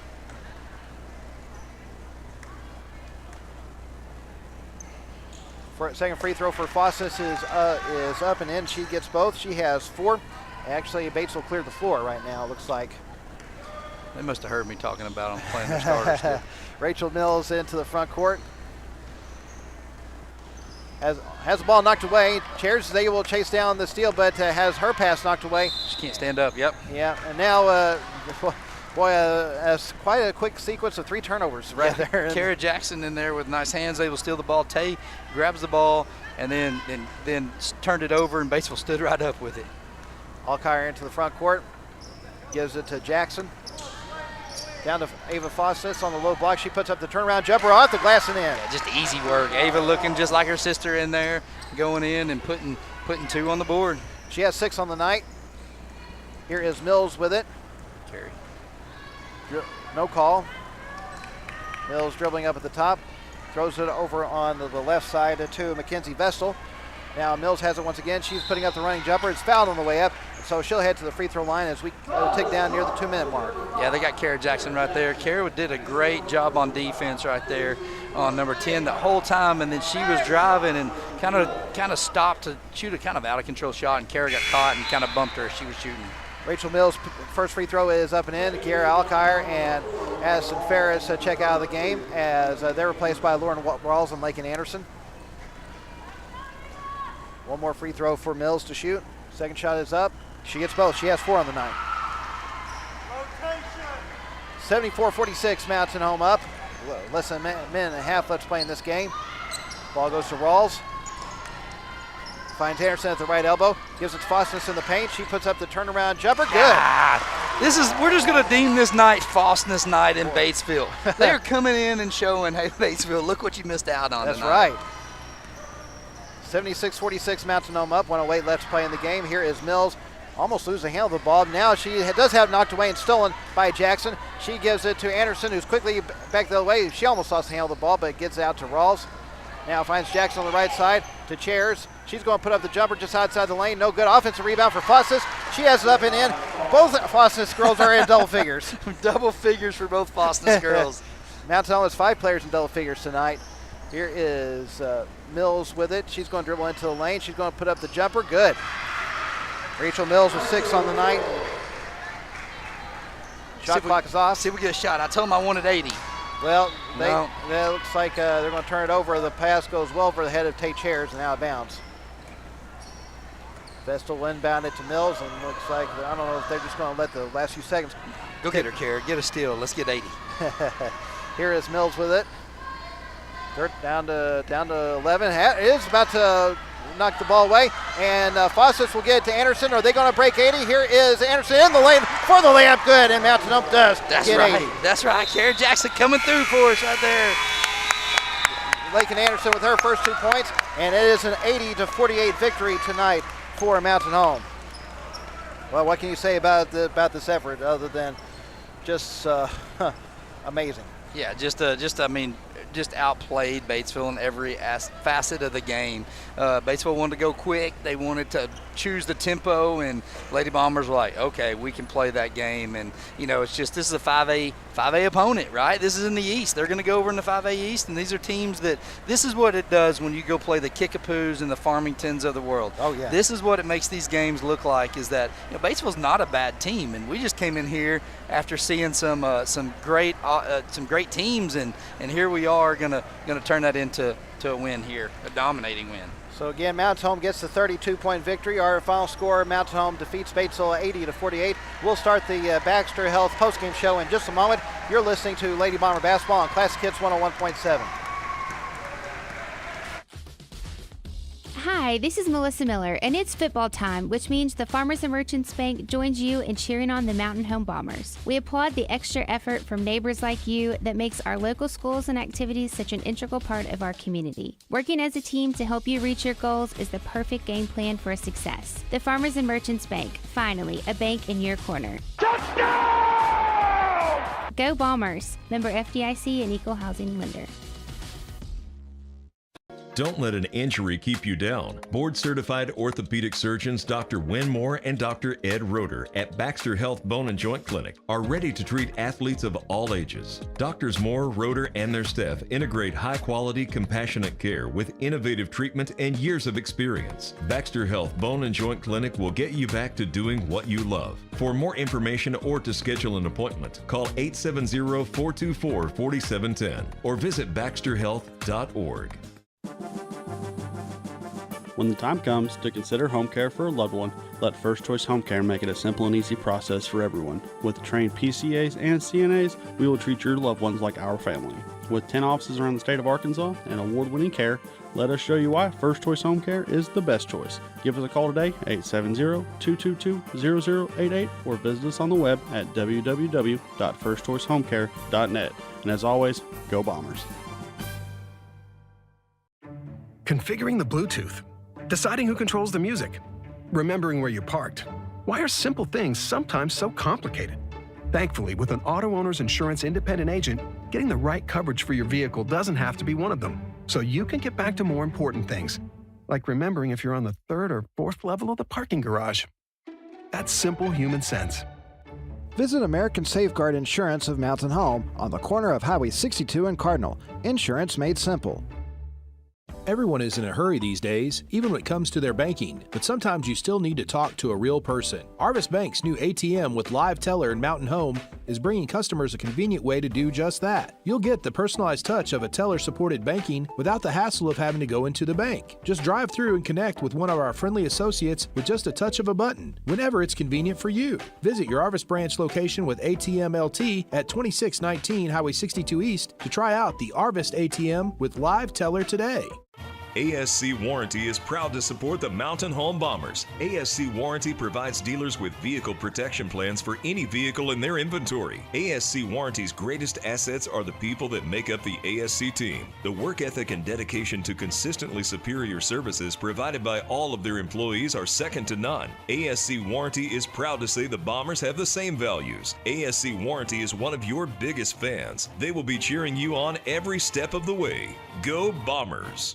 Discover the refreshing difference at Baxter Real Estate Company. While they welcome new faces, their agents are seasoned experts in the realm of real estate, particularly the captivating Twin Lakes area. With a treasure trove of knowledge and years of experience under their belts, their team offers unrivaled guidance to fulfill your property dreams. The area is experiencing a rise in listing inventory. Whether buying or selling, trust their experts to navigate the market with finesse. Baxter Real Estate Company, the Twin Lakes area's best choice for local realtors to help you find that perfect property.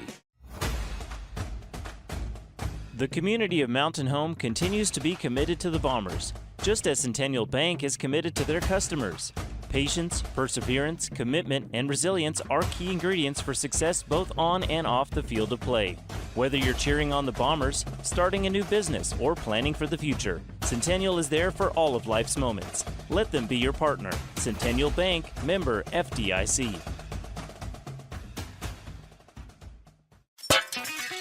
It's that time of year when the rocks start flying at your windows from the lawnmowers and weed eaters, so clear up your view of spring with Clear Results Glass. For windows, shower doors, mirrors, windshields, and auto glass, Clear Results Glass can even calibrate your windshield to match your factory settings. Stop by our new location at 5051 Highway 62 East, 2.3 miles from the bypass, across from Plant Family Therapeutics, or call 870-321-1098 for your free estimate today.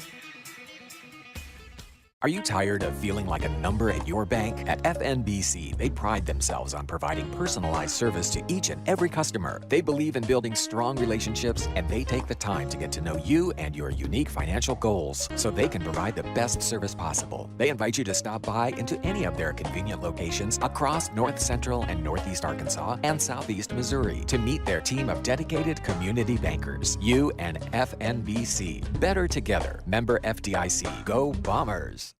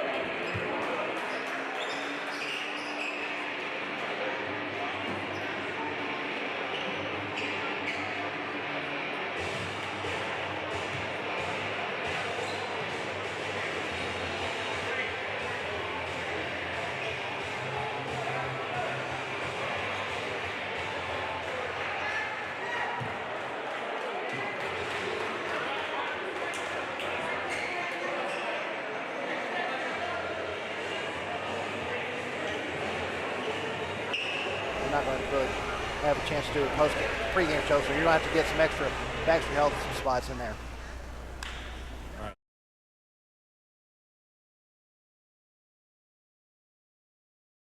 Up as Mountain Home comes into this game with a record of 2-0. It is Batesville to win the tip. Sorry about the delay. We've got a lot to account for right now. Yeah, they put 10 minutes on the clock and they said, "Let's go." Yes, they did. The ball is over on the left side with Raphael Thomas. We'll look over the starting lineups in just a moment. Ball is now with Carson Kiefer. Kiefer will kick it out to Talon Foree. Foree will dribble up to the top. 10 seconds left on the shot clock. Foree drills to the low block, puts up the running jumper, no good. Offensive rebound.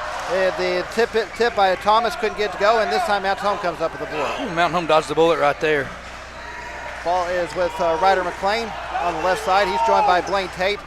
Also, Braxton Carson, Braden Dewey, and Red Gilbert in the starting lineup. 3-2 zone right here from Batesville. Some you see out of Siloam Springs a lot, but not much out of other teams. McLean puts up the three on the left side, good, and Mountain Home strikes first. That's how you beat a zone right there, though. Batesville starting lineup, Talon Foree, Braxton Davis, Raphael Thomas, Shane Dunlap, and Carson Kiefer. Here is Foree into the front court.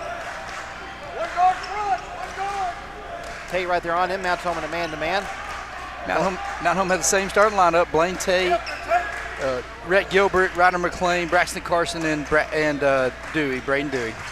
Ball goes down with Dunlap. He dribbles out, throws it up top to Thomas. His three-pointer will not go, and the ball goes out of bounds. It'll be Mountain Home's ball with 6:34 left in the opening quarter. Mountain Home up 3-0.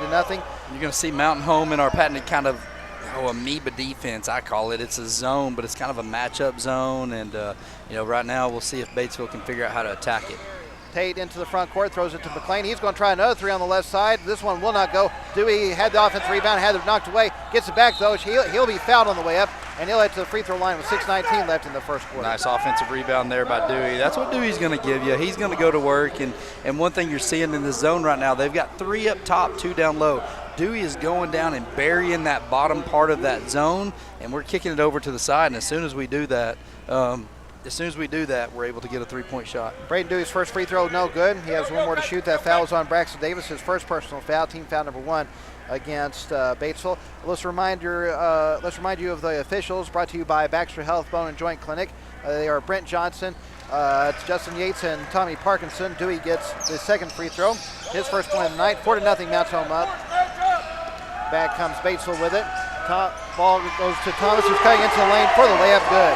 Yeah, nice little offensive set. They drove that ball down. Nice little backdoor cut for the running layup. Raphael Thomas with his first 2 points. 4-2, Mountain Home up. 6 minutes left in the first quarter. Here is Gilbert with it, giving it to Tate. Tate dribbling up top, and now gives it back to Gilbert on the right side. Back to Tate. He drills toward the left, gives it to McLean. McLean will throw it to Dewey near the free throw line. His jumper rolls around, will not go. Rebound is controlled by Thomas. Back comes Batesville with a chance to tie or take their first lead. You'll take that shot every time if you're Mountain Home. Dewey at the extended elbow, that was able to get step into a wide shot. He'll make that shot more and he'll miss it. Thomas with it on the left side. He will kick it out to Dunlap. Dunlap's going to dribble to the elbow. His pass is knocked away and stolen by Tate. He's quickly back the other way. Tate going into the lane for the layup. It will not go. And a foul. They're going to count the basket. They're going to call they goaltending. are. They're going to call a goaltending. Okay. Sure. So goaltending on Batesville. That will give Blaine Tate the basket. His first 2 points of the night. So, Matt, I think what they're calling there is after that ball hit the backboard, then the Batesville guy came in and slapped the backboard, causing it to go out, which is why they got the goaltending call. 6-2, Mount Home up. Here's Dunlap going back the other way for the layup. Good. Just too easy right there. Drove right down the middle lane for an uncontested layup. Shane Dunlap with his first 2 points of the night. 6-4, Mount Home up. 5 minutes left in the opening period. Ball goes to Gilbert on the right side. Back up to Tate. Tate will give it back to Gilbert. He's going to try for the three-pointer. In and out. And the rebound's chased down by McLean. He'll give it back to Gilbert. Over on the left side to Tate. Down to Carson in the corner. Back to Tate. Tate dribbles toward the free throw line. Now kicks it to McLean near the right corner. Up top to Gilbert. Back to McLean. Back to Gilbert. He's going to try another three-pointer. This one will go in. Red Gilbert with his first 3 points of the night. 9-4, Mount Home leading it. 4:24 left in the opening period. Offensive rebound leading there to wide open three. Usually that's what ends up happening. Dunlap with it on the left side. Gives it there to Thomas. Thomas is met by a double team. Has his pass knocked away, but gets it back. Now he has another pass knocked away, and this time Mount Home does come up with a steal. Gilbert into the front court. He's going to try another three-pointer. Good! Oh, yeah. Red's feeling it right now. Got the steal, stepped right into a wide open three. And Batesville coach Isaac Millbrooks is not liking what he's seeing. He's going to call timeout. We'll break with 4 minutes left to play in the first quarter. It is Mount Home leading Batesville 12-4. You're listening to Bomber Basketball on Classic Hits 101.7. ASC Warranty is proud to support the Mountain Home Bombers. ASC Warranty provides dealers with vehicle protection plans for any vehicle in their inventory. ASC Warranty's greatest assets are the people that make up the ASC team. The work ethic and dedication to consistently superior services provided by all of their employees are second to none. ASC Warranty is proud to say the Bombers have the same values. ASC Warranty is one of your biggest fans. They will be cheering you on every step of the way. Go Bombers! Well, Batesville taking their first time out as Mount Home coming out hot right now, especially Red Gilbert. Yeah, Red Gilbert's feeling it right now. He stepped into that three and then off the turnover there just pulled up with a wide open three and drained it, and that's what you want out of your sophomore. He can score, and when he scores in bunches. Bombers up 12-4 with about 4 minutes left in the opening period. Here is Forey with it. Dribbles on the right side. Throws it to Dunlap just outside the paint. He will give it to Davis. Davis dribbling into the lane, going in for the layup. No good. And the rebound's controlled by Dewey. Good defense there by Red Gilbert, too, pushing it up ahead. Carson with it on the left side. He drills to the corner. Hit it. Gives it to Gilbert. He's going to try another three-pointer. Yep. Good! I told you, when he's hot, it's going to come in bunches. And right now, he's one of those ones, he can keep shooting it. You want to see a heat check shot next time. He's already got 9 on the night. 15-4, Mountain Home up. 3:18 left to play in the first. Corey with it on the right side, and looks like Tate just got a little too aggressive. He did. He was right there, and he was in great position. I mean, it was like 2 foot in front of us right here as we're watching, and he was in great position right there, and he just dove that hand in just a little bit, and they were able to get a foul. You like the aggressiveness, though. Well, checking in for Batesville are Ransom Dunlap and also Connor Forey. Bunch of Dunlaps and 4Es apparently over here. No kidding. Talon 4E up at the top. Dribbles towards the right side. That was Tate's first personal foul. Team foul number 1 against Mountain Home here in the opening quarter. Ball goes down on the low block to Davis. His layup good. Yeah, Davis did a good job right there, just kind of burying Ryder and staying patient. That's what a senior does, though. He knows what to do and stayed patient. Another three-point attempt by Gilbert. This one will not go, and the rebound is controlled by Ransom Dunlap, and he's going to be fouled from behind. Yeah, that's that heat check shot I was talking about right there. Rhett stepped into it. He's about 5 feet behind the line, but I don't think any of the coaches mind him taking it, because if he's feeling it, that can just as easily go in as it could come out. Ryder McLean takes a seat as he picks up his first personal foul. Team foul number 2 against Mount Home here in the first quarter. 2:35 left to play in the opening period. 15-6, Bombers up. Back quickly. Dunlap's pass is knocked away, and Levi Uchman who just about comes up with a steal and finally does. Uchman checked in right after that foul. Here's Gilbert with it. Finds Dewey just outside the paint. Has the ball knocked away, and Dunlap comes up with the steal. He's quickly back the other way. Ball knocked away, and they're going to say last touch by Ransom Dunlap, and it's going to be Mountain Home's ball on the turnover. Great hustle there by Ooch, your senior coming flying down in there. He, on the other end, he sprinted from half court as they tried to make that cross-court pass. He got a hand on it, was able to knock it off the hand of Batesville for the possession turnover from Mountain Home. Wayne Tate checks out of the ball game as Coben Inskeep comes in. With over 2 minutes left in this opening quarter. Mountain Home with the ball up by 9. Ball goes to Gilbert. Finds Carson over to Inskeep. Down to Uchman in the right corner. Gives it to Dewey in the paint. He'll be fouled from behind. Yeah, good passing right there. Batesville kind of switched up. It looked like a 1-3-1. Either that or they brought that top way on out right there, but Mountain Home did a good job cross-court passing. Ransom Dunlap picks up his first personal foul, team foul number 2 against Batesville here in the first quarter. Ball goes up top to Uchman. Over to Gilbert on the right side. Up top now to Uchman. Back over to Gilbert. Back to Uchman. Over to Inskeep on the left. Up top to Dewey. He's going to try for the three-pointer. Rolls around and finally falls in. Braden Dewey with 4 on the night. 18-6, Mountain Home up. 1:35 left to play in the first quarter. Batesville switched to a man right there, and Dewey was able to get free at the top of the key. They sunk in on him. They must not have a lot of film on Dewey because he can hit that shot. Talon Forey into the front court. Dribbling over on the right side. Gives over on the right wing to Davis. Up top to Dunlap. Back to Talon Forey on the left. He'll dribble up to the top. Gives it to Ransom Dunlap. Back up top to Talon Forey. He's going to dribble, pull up for the turnaround jumper. No good. But he's going to draw a little contact, though, and head to the free throw line with 1:08 left to play in the first quarter. Yeah, Forey just kind of a nice little spin move. He caught Coben kind of underneath him and kind of ripped that ball down into his hands right there and was able to draw the foul and almost got the bucket, too. That is Coben Inskeep's first personal foul, team foul number 3 in the first quarter against Mountain Home. First free throw for Talon Forey is up and in. Greg Gilbert checks out of the game as McGee Harris comes in for the first time tonight. One more free throw for Talon Forey. Second shot is up and he gets both. His first 2 points of the night. 18-8, Mountain Home up. Over a minute left in this opening period. Here is Inskeep finding Dewey at the free throw line. His turnaround jumper up and in. I mean, just easy money right there from Mountain Home. Inskeep, nice little bounce pass. Dewey turn around at the free throw line, just buried it. Batesville's got to figure something out to do with that. 45 seconds left to play in the first quarter. Good. Ball knocked away and stolen by Harris. Great job, McGee, right there. Him and Ooch kind of got over there in the corner. Ooch slid off and got McGee's guy. They tried to backdoor cut. McGee wisely went to Ooch's man and was able just to pick the ball up and nice little turnover. Here is Harris with it. Met by Del team, kicks it out to Inskeep. Down to 25. Ball goes to Dewey at the right elbow. His jumper will not go, and the rebound is controlled by Batesville. Back quickly they come. The ball was trying to throw it to Connor Forey, but he couldn't handle it. It goes off the backboard, and Mountain Home comes up with the ball. Yeah, a little too deep right there. 7 seconds left. Uchman has it on the right side. His three-pointer, no good. And the rebound is controlled by Connor Forey. He gives it to Talon Forey. His he will hit the rafters. Hit the rafters of the top. And so we've come to the end of the first quarter.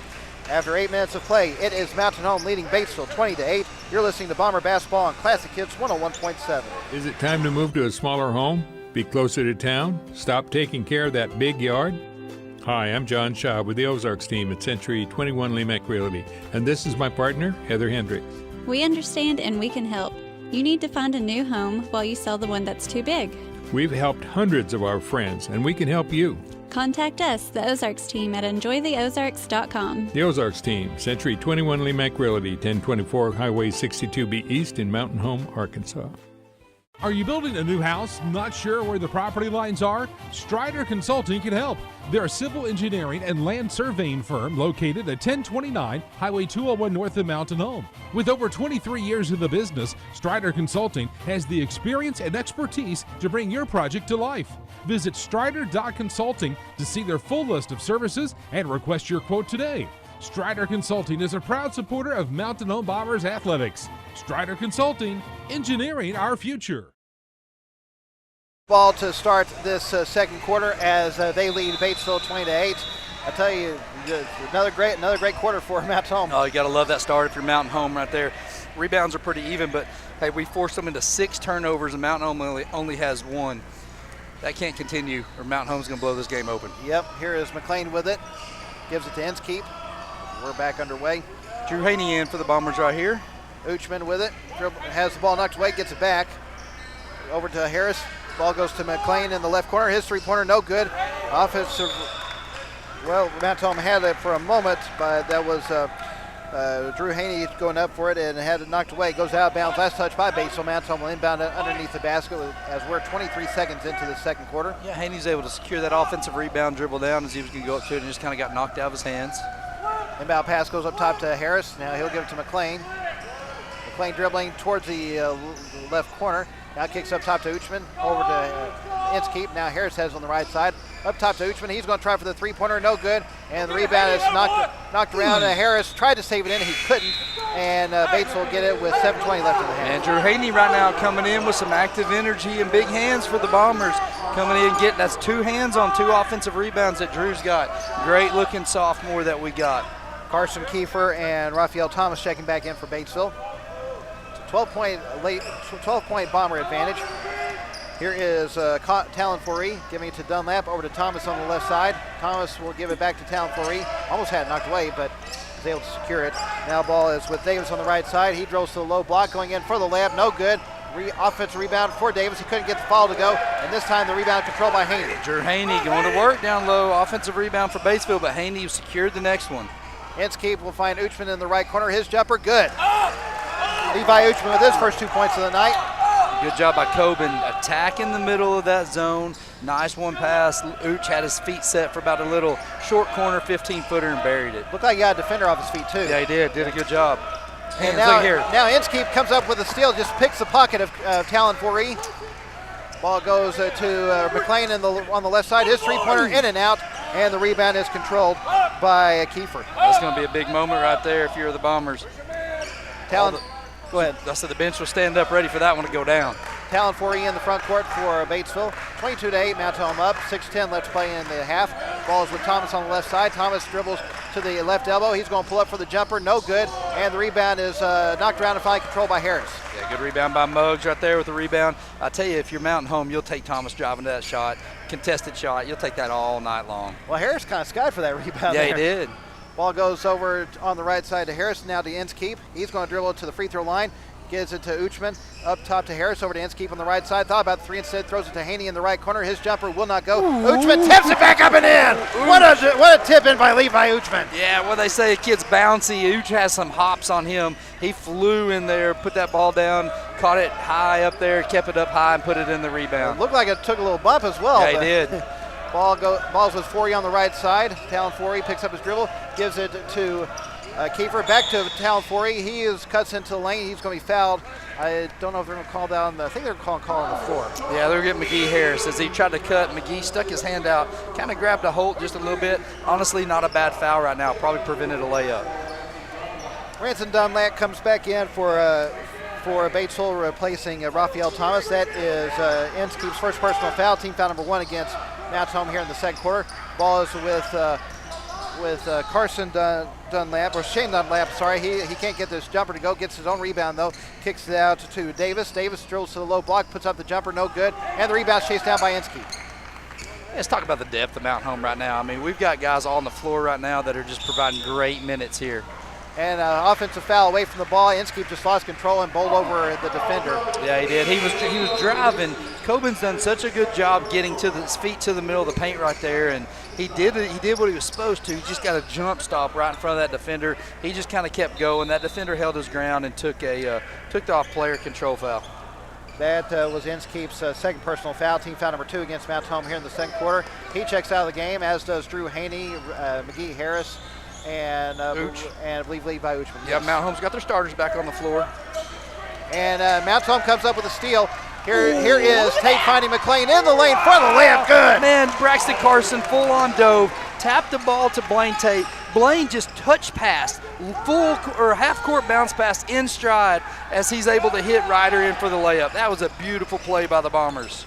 Almost looked like Dunlap got away with a little push there. Yeah, he did on that far side. Here's Davis going into the lane with the leaner. No, will not go, and the rebound's controlled by Dewey. Back comes Mountain Home with it. Great job there by Dewey going straight up. McLean for the three on the right side, no good, and the rebound is controlled by Kiefer. On the defensive side of the ball, Batesville's driving the lane. Mountain Home's jumping with both hands straight up in the air, and Batesville, they're just trying to get the foul, but Mountain Home's not fouling, and they're there to clean up the rebounds. Less than 4 minutes left to play in the half. Mountain Home up 26-8. Ball is with Ransom Dunlap. He goes in for the reverse layup. Good. So that's what you do to combat that, right? You go a little reverse layup. Good job by Dunlap to get underneath the goal. Use the rim as his protector there. 26-10. Mountain Home up. 3:42 left in the half. Here is Gilbert giving it to Carson. His three-pointer on the right side, no good. And the rebound is chased down by Davis. Yeah, don't want to see us get 2-3 happy right now. Continue attacking this zone and getting little shots and putting points up on the board. Ball goes over on the left side. That is Talon Foree dribbling to the low block. Kicks it up top to Shane Dunlap. Now he is on the left side. Finds Ransom Dunlap. Back to Shane Dunlap. His three-pointer in and out, and the rebound's controlled by Dewey. 3:09 left to play in the half. Mountain Home with the ball up 16. Here is Carson with it. Gives it to McLean. Tries to throw it to McLean. The pass goes off his hands and out of bounds. That'll be another turnover against Mountain Home. Yeah, Braxton had that pass the first time, kind of pump faked it, looked at Dewey inside, and then when he came back to it, looked like Ryder was not, he had kind of moved up on him a little bit, and Braxton just overthrew where he thought he was. Ball goes into the front court to Talon Foree. He dribbles toward the right side, gives over to Davis near the corner, out to Shane Dunlap, back to Talon Foree. Over on the left side to Ransom Dunlap. Rhett Gilbert's hounding the top of that key guy. Ball goes to Kiefer at the free throw line, over to Talon Foree. He's going to drill to the low block. 7 seconds left on the shot clock. Ooh. And Foree puts up a tough jumper. Good. Yeah, nice little fadeaway jumper from about 12 foot there by Foree. He has 4 on the night.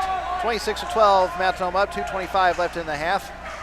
Let's just kind of put our foot on the gas right here and get some points. We've only got 6 points this quarter. Let's see if we can finish this last 2 minutes on a little bit of a run. Ball's with McLean on the left side. Trying to figure out where to go with it. Gives up top to Carson. Back to McLean. To Gilbert in the corner. Back to McLean. Back to Gilbert.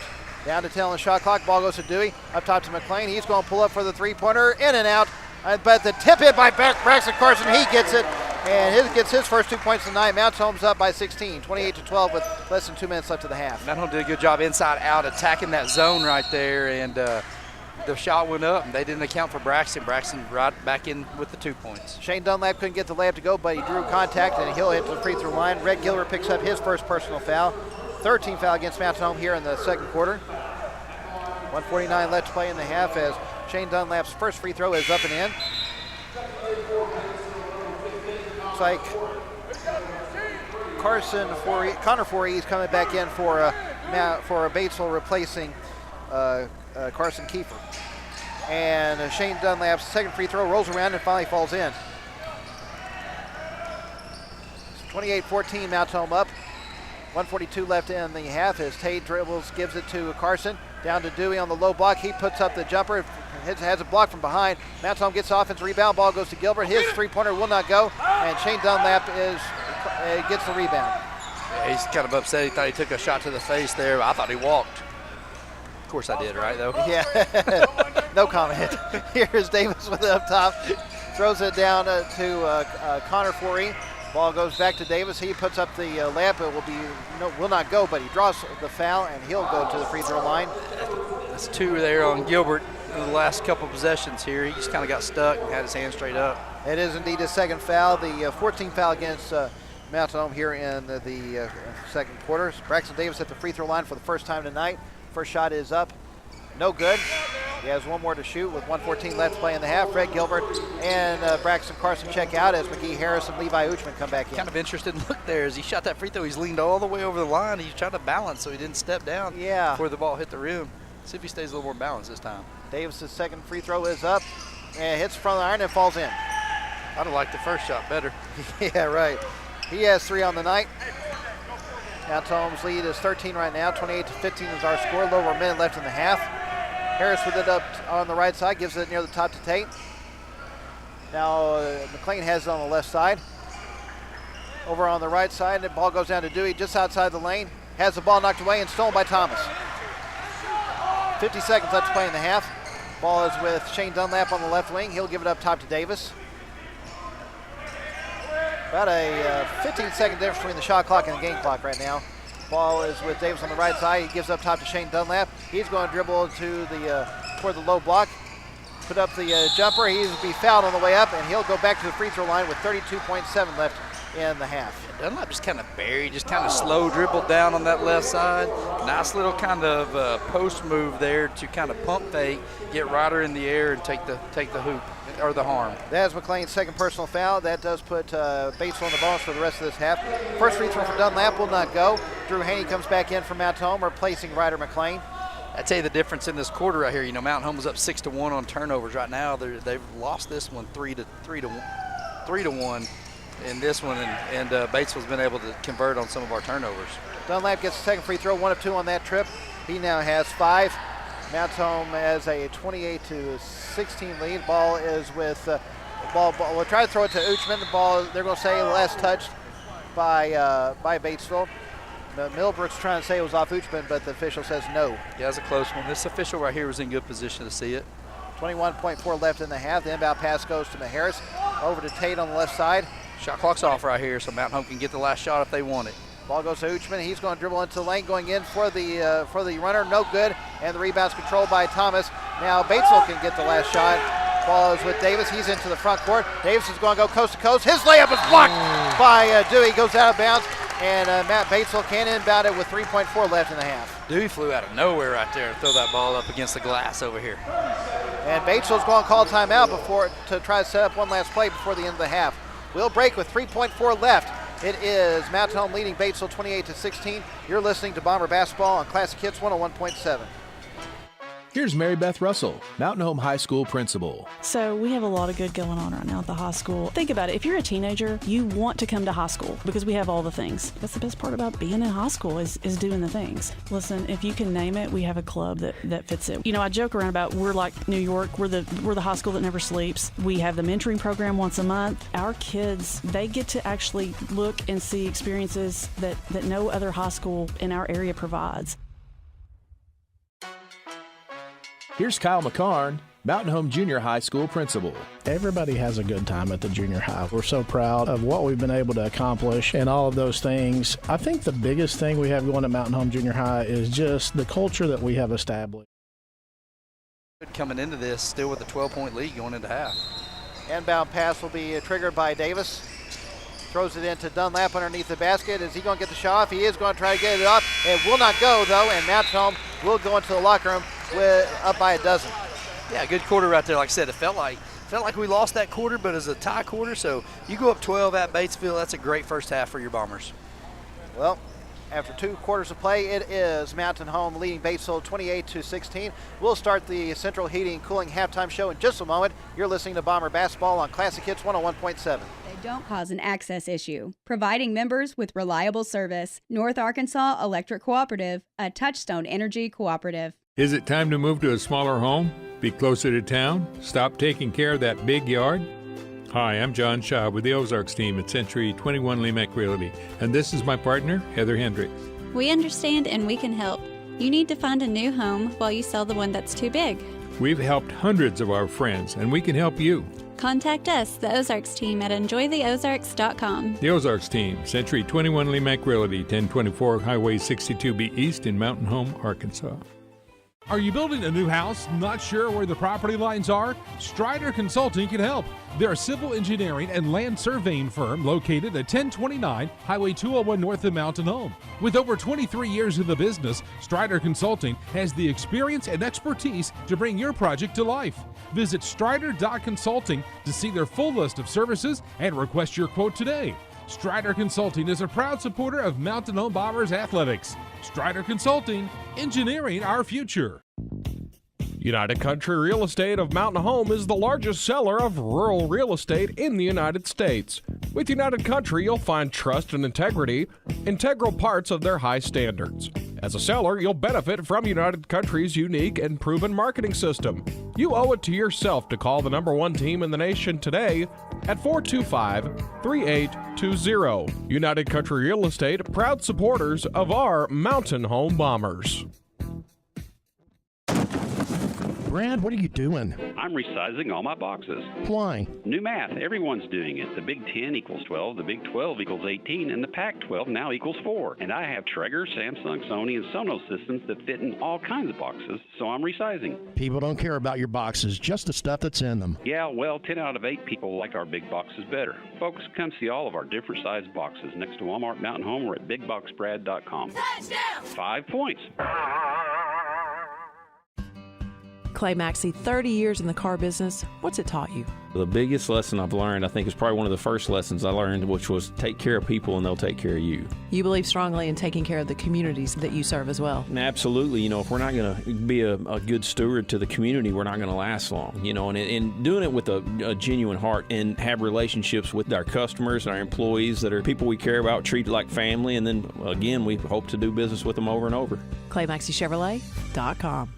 Do you know where your money goes when you give to charity? At the Salvation Army, 82 cents of every dollar stays to help those in need in our local community. Hi, I'm Major Michelle Robbins. The money we raise helps people in the surrounding 5 counties, including Baxter, Marion, Sharp, Izard, and Fulton. You can help by donating your unwanted items and by shopping at the Salvation Army store. Those in need get assistance with rent, utilities, sending kids to camp, and many other things. When it comes to charity, the Salvation Army always helps those in our community. Get ready for a touchdown of choices at Village Carpet Shop. Discover an extensive array of flooring options, including renowned brands like Shaw, Mannington, Mohawk, and Armstrong. Stop by and see the flooring gallery featuring the best waterproof luxury vinyl floors. Residential or commercial, they've got your flooring needs covered. Find them on Facebook or visit villagecarpetshop.com. Village Carpet Shop. You stand on it, they stand behind it. Best wishes to the Mountain Home Bombers for a victorious 2023 football season. Let's score big, Bombers! White River Materials has earned a reputation for producing industry-leading high-quality results. They have the experience and equipment to perform each project quickly, safely, and cost-efficiently. Privately owned and operated, White River Materials prides themselves in quality work with the customer's best interest in mind. If you need limestone or concrete products, or someone to do the job correctly the first time, give White River Materials a call today at 425-3431 or 425-4510. Use your smile to change the world, but don't let the world change your smile. North Arkansas Dental Group, formerly known as Coleman Family Dentistry, is a proud supporter of Mountain Home Bombers. A family-friendly dental office providing a state-of-the-art clinic, North Arkansas Dental Group is dedicated to you, your health, and especially your smile. Visit us at our new location at 2338 Highway 62 West or call. And, one of the things going back to that playing smart, it applies to the team, but it also applies to each individual's talents. And they do a great job of rebounding. Sometimes they need to take 1/8 of a second longer and get their feet underneath them and then go up. And thought they did a much better job of that tonight. Defensively, I'm not disagreeing with you with our intensity, but positioning-wise, it's got to be a lot better. For a little bit, it looked like a layup drill in the first half. And it was because the girl guarding the ball, it's loud in here. Yes, it is. And the girls guarding the ball is supposed to call when the ball comes inbound so everybody else can sprint to position. Well, we were in a couple of calls where we're in denial. We didn't see the ball come in, and then they get behind us. And, we talked a lot about that at halftime. Now, going in the locker room, you have 50 points, so you're not going to press coming back out. But so you didn't really get to work on it, but you definitely got to talk about it. We got to be better there. And we've got a lot of great tools. We got a lot of players that can do some things, and everybody's got to understand what their strength is and play to that role, and they're doing that. And then I've said it a lot to these girls this year. If you want what you've never had, you've got to be willing to do what you've never done. And they're willing to do whatever it takes. And we're going to go practice tomorrow. We're going to practice on Wednesday and try to get ready for next week, because right off the bat, we got Cersei, who, according to a lot of people, is in the top 10 in the state of Arkansas. And then you got Cabot, who, according to a lot of people, is number 1 overall. So it doesn't get any easier. But you know what? No matter what happens, we're going to get better. Well, Dell, I am looking forward to the Cersei class next week. But until then, I hope you and your girls have a happy Thanksgiving. You too, and happy Thanksgiving to Bomber and Lady Bomber Nation out there, and to KTLO. And as always, we can't say thank you enough, Matt, for what you do and what KTLO does for us, and we really appreciate you. All right, thank you, Dell. Thank you. That was the Mountain Home girls coach Dell. Let's go ahead and take a look at some of our numbers here at halftime. Here on the Central Heating Cooling Halftime Show. Mountain Home's leading scorer is Red Gilbert with 9 on the night, 6 for Braden Dewey, 5 for Ryder McLean, and also 4 for Levi Uchman off the bench, and 2 each for Braxton Carson and Blaine Tate. For Batesville, their leading scorer right now is Shane Dunlap with 5, 3 for Braxton Davis, and 2 each for Talon 4E, for Raphael Thomas, and for Ransom Dunlap. So that's going to wrap up the Central. ASC Warranty is proud to support the Mountain Home ASC Warranty is proud to support the Mountain Home Bombers. ASC Warranty provides dealers with vehicle protection plans for any vehicle in their inventory. ASC Warranty's greatest assets are the people that make up the ASC team. The work ethic and dedication to consistently superior services provided by all of their employees are second to none. ASC Warranty is proud to say the Bombers have the same values. ASC Warranty is one of your biggest fans. They will be cheering you on every step of the way. Go Bombers! Discover the refreshing difference at Baxter Real Estate Company. While they welcome new faces, their agents are seasoned experts in the realm of real estate, particularly the captivating Twin Lakes area. With a treasure trove of knowledge and years of experience under their belts, their team offers unrivaled guidance to fulfill your property dreams. The area is experiencing a rise in listing inventory. Whether buying or selling, trust their experts to navigate the market with finesse. Baxter Real Estate Company, the Twin Lakes area's best choice for local realtors to help you find that perfect property. The community of Mountain Home continues to be committed to the Bombers, just as Centennial Bank is committed to their customers. Patience, perseverance, commitment, and resilience are key ingredients for success both on and off the field of play. Whether you're cheering on the Bombers, starting a new business, or planning for the future, Centennial is there for all of life's moments. Let them be your partner. Centennial Bank, member FDIC.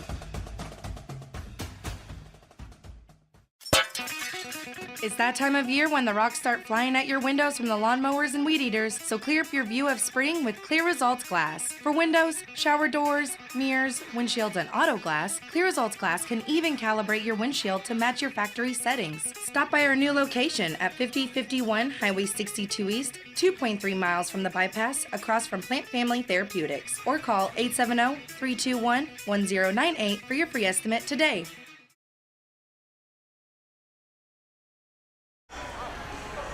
Well, right now it is Mountain Home leading Batesville as we're getting ready to start the second half, 28-16 our score. Where's some of the other numbers you got there, Brad? So rebounding pretty even here. Mountain Home with 13 and Batesville with 12. Turnovers, Batesville with 6, Mountain Home with 4. All right. It is Batesville's ball to start this second half. They will be moving right to left for these last 2 quarters. Looks like both teams with their starting 5 out on the floor.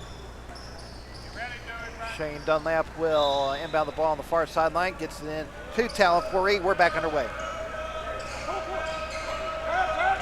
Ball goes to Kiefer on the low block, and he's called for the offensive foul.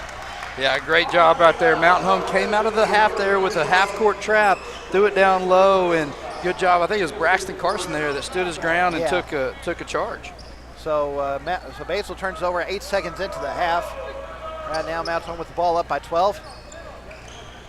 Tate into the front court. Throws over to Gilbert on the right side. He dribbles into the lane, kicks it out, back out to Tate.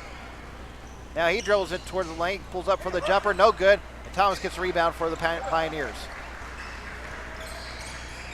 Here is Davis into the front court. He'll give it to Talon 4E. He'll dribble up between the circles. Now he finds Shane Dunlap, has his pass knocked away, goes out of bounds, last touch by Mountain Home. I thought that Thomas got a hand on it there, it looked like. Yeah. Couldn't quite tell from this angle. Ransom Dunlap coming back in for Batesville as he'll replace Carson Kiefer. 20 seconds left on the shot clock as Davis will inbound the ball on the near sideline. Gets it up top to Carson Forey. I'm sorry, to Connor Forey, excuse me. Ball is with Talon Forey now. Down to 10 on the shot clock. Ball goes to Shane Dunlap over on the left side to Davis. Davis is going to dribble into the lane. Kicks it back to Talon Forey. 3 left to shoot. They're going to have to get the shot off, and they're not going to. Good defensive possession right there by the Bombers. Shot clock violation against Batesville. So far in this half for the Pioneers, 2 possessions, 2 turnovers. Mountain Home with the ball, leading 28-16. Tate into the front court. Throws over to Gilbert on the right side. Now finds McLean over to Dewey in the right corner. He'll drill out to the wing, gives it back to Gilbert. Over to Tate on the left. Tate's going to drill up to the top, gives it to Gilbert on the right side. He's going to dribble into the lane, finds Dewey in the lane all by himself for the easy layup. Great job there by Braden Dewey. Braden Dewey with 8 points on the night. 30-16, Mountain Home up. 6:22 left to play in the third. Ball goes into the front court to Dunlap, and he'll give it to Connor Forey, who gets the easy layup good. Connor Forey with his first 2 points of the night. Tate into the front court, gives it to Gilbert on the right side. Down to Dewey on the low block. He puts up the turnaround jumper off the glass, no good, and Connor Forey's there with the rebound. Dewey went to work right there, stayed nice and slow, and was patient, and they just didn't get the bucket to fall. Ransom Dunlap will check in for Batesville at the next available time. Here's Talon Forey, gives it to Shane Dunlap. Has the ball knocked away, but Thompson's there to pick it up. He will throw it to Davis on the right side. I can go left. Davis will take the screen, dribble into the lane. He's going to pull up for the jumper, good. Yeah, good job there using his body, getting to the middle lane and hanging in the air as he put that ball up over the rim. Braxton Davis with 5 on the night. 30-20 Mountain Home up. 5:20 left to play in the third. Here is Gilbert with it. Gives it back to Tate. Down in the corner goes to McLean. Cross court to Gilbert on the right side. Down in the right corner to Carson. He finds McLean in the side of the perimeter. His jumper good. Good job there by Mountain Home with nice job moving the ball and going in there and getting the open shot. Ryder McLean with 7 on the night. 32-20 Mountain Home up. 4:50 left in the third. And Talon Forey has his pocket picked. Tate's going back the other way for the layup. He is going to be fouled on the way up, and he'll head to the free throw line with 4:46 left in the third. Yeah, good job there, taking it to the hole, and they came back and got a big block on us, but they did call a foul as he was going in to shoot the layup. Shane Dunlap picks up his first personal foul, second team foul against Batesville here in the third quarter. So Blaine Tate at the free throw line for the first time tonight. He has 2 points so far this evening. First shot is up, rolls around and falls out. Looked like he hesitated on that first one. Yeah, he did. Kind of stopped on there as he was going up. Raphael Thomas checks out of the game as he's replaced by Ransom Dunlap. Tate's second free throw is up. He misses both, and the rebound's chased down by Ransom Dunlap. He'll give it to Shane Dunlap. Over to Talon Forey. Got to convert right there if you're Blaine from the line. At least get one of them. Talon Forey gives it back to Shane Dunlap. Back to Talon Forey. Over to Davis. Down it goes to Ransom Dunlap in the right corner. Down to Shane Dunlap. Up top to Talon Forey. He drills to the right elbow, pulls up for the jumper. Good. Good offense right there by Batesville. Talon Forey with 4 on the night. Mountain Home leading at 32-22 with 4:15 left in the third. Here is Tate with it. Gives it to Gilbert. He's going to drill it to the free throw line. Pull up for the jumper. Good. Good job there, driving the lane, getting a nice little pull up. Red Gilbert in double figures with 11. Mountain Home up 34-22. 3:55 let's play in the third. Ball goes down to Connor Forey. He goes in for the reverse layup. Good. Yeah, Mountain Home's trying to do a little trapping defense right here, and Batesville's got better offense and got it down on the block, was able to get a shot in the lane. He has 4 on the night. Mountain Home's lead back to 10. 3:36 let's play in the third. 34-24 our score. Ball is with McLean. Throws over to Gilbert on the right side. He's going to dribble into the lane. He's going to put up another jumper. He's going to be fouled on the way up, and he'll head to the free throw line with 3:27 let's play in the third. Yeah, good job by Rhett. Forcing the issue there, getting the Batesville defender up in the air, and as he got him up in the air, he drew the foul. Connor Forey picks up his first personal foul, team foul number 3 against Batesville here in the third quarter. So with 3:27 let's play in the third. It will be Rhett Gilbert at the free throw line for the first time tonight. First shot is up and in.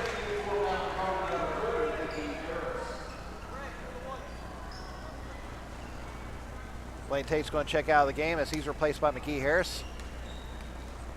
Gilbert's second free throw is up and rolls around and finally falls in. Way to convert there as you got to the lane and drew the foul.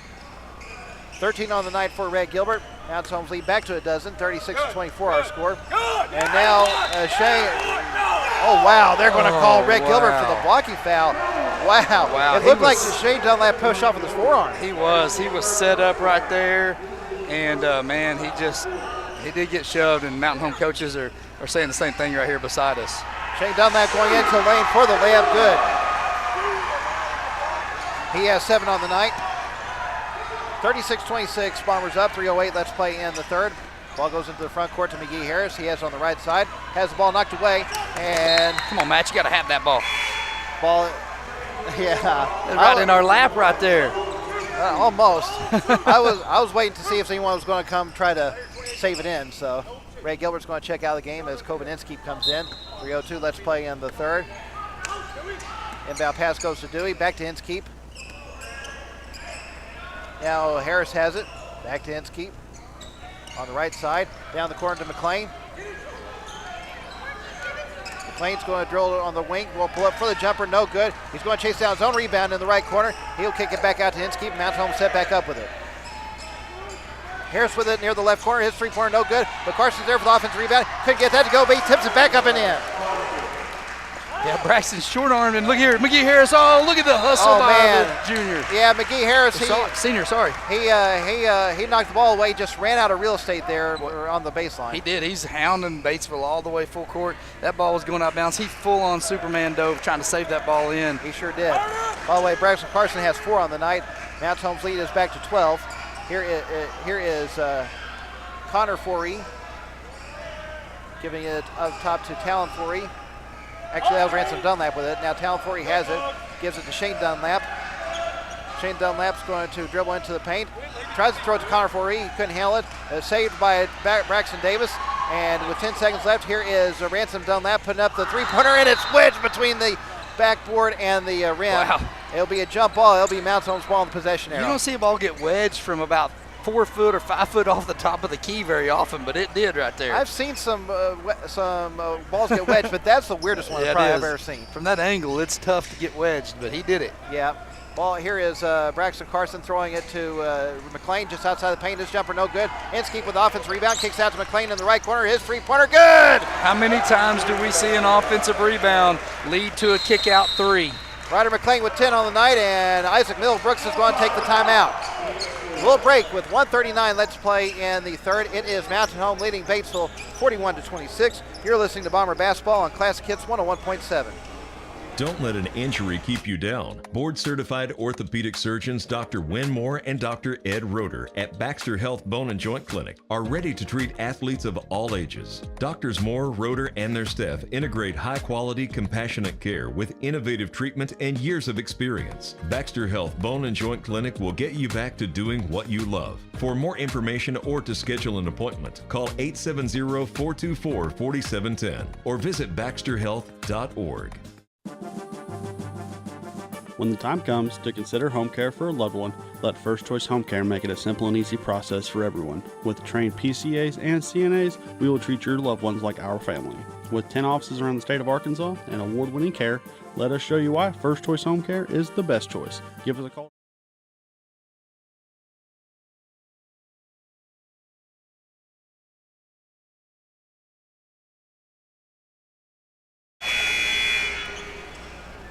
Well, Batesville taking the timeout. They got 2 left now with 1:39 left to play in the third as Mount Home's lead is 41-26. Brad, you and I were just talking during the break how Mount Home's winning the 50-50 balls. Yeah, we are. We're going after every ball on offense and on defense, and we're doing a great job winning those balls.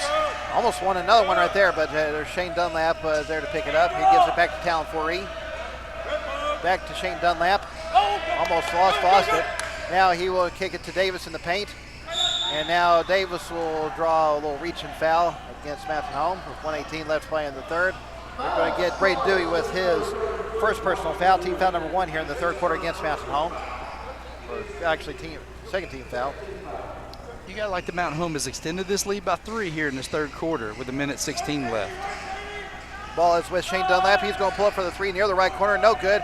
And Harris skies for another rebound. And he'll have the ball knocked away by Shane Dunlap in the backcourt. Out of bounds. Mountain Home inbounded with 1:08 left to play in the third. 41-26. Mountain Home leading it. Inskeep into the front court. Throws it to McLean in the left corner. Up near the top to Harris. Back to Inskeep. Back to McLean. He's going to pull up for the 3 in the left corner. Rolls around, no good, and fouls will be called away from the ball. Who are they going to get? They're going to get Braden Dewey with that one. Oh, wow. I'm going to say uses I don't know how they got Dewey. Dewey was the one that got held and pulled down. That's Dewey's second personal foul, team foul number 3 against Mountain Home here in the third quarter. Ransom Dunlap and Connor Forey check out of the game as, let's see, Raphael Thomas checks back in, as does Carson Kiefer. Well, the officials talk about it, they make sure that's the call they wanted, and they say yes, and much to the dismay of Josh Fulcher there on the sideline. Yeah, they were. I can say I agree with Coach Fulcher here. Dewey was the one that was getting pulled down on that one. Here is Thomas going to try. Looks like Thomas, I think, is going to be called for that one. Yeah, they are. They're going to get Thomas on the. They're going to get them. He jumped over the back right there. Yep. Okay. Good job there by Ryder. Ryder had inside position. Thomas tried to go over his back to get that pass, but Ryder was about to get a steal. That's Thomas's first personal foul, team foul number 4 against the Pioneers. So with 42.5 seconds left, Mountain Home gets the ball back, leading by 15 here in the third quarter. Ball goes into the front court to Harris. Tries to throw it back to Inskeep. Ball is knocked away and stolen by Thomas. He'll kick it out to Shane Dunlap. Up top it goes to Davis. Back to Shane Dunlap. He's going to put up the 3-pointer immediately. No good. And the rebound is controlled by Talon Forey. Has the ball knocked away, and Harris is there for the steal. And now Batesville almost stole it right back. They stepped on the end line as he was trying to get the steal. Yep. So Mountain Home will get it back there, and now the shot clock is off, so Mountain Home can't over the last shot of the period. Inskeep into the front court. Trying to avoid a double team. Has the ball knocked away and stolen by Talon Forey. He's back the other way for the layup. Can't get to go. Thomas had the ball knocked away from him, but Forey is there to get it. 2 seconds left. Ball is knocked away, and that's the way this third quarter is going to end. Kind of a flurry there at the end of that game, at the end of that quarter. No kidding. Well, with 8 minutes left to play in this one, it is Mountain Home leading Batesville 41-26. You're listening to Bomber Basketball on Classic Hits 101.7.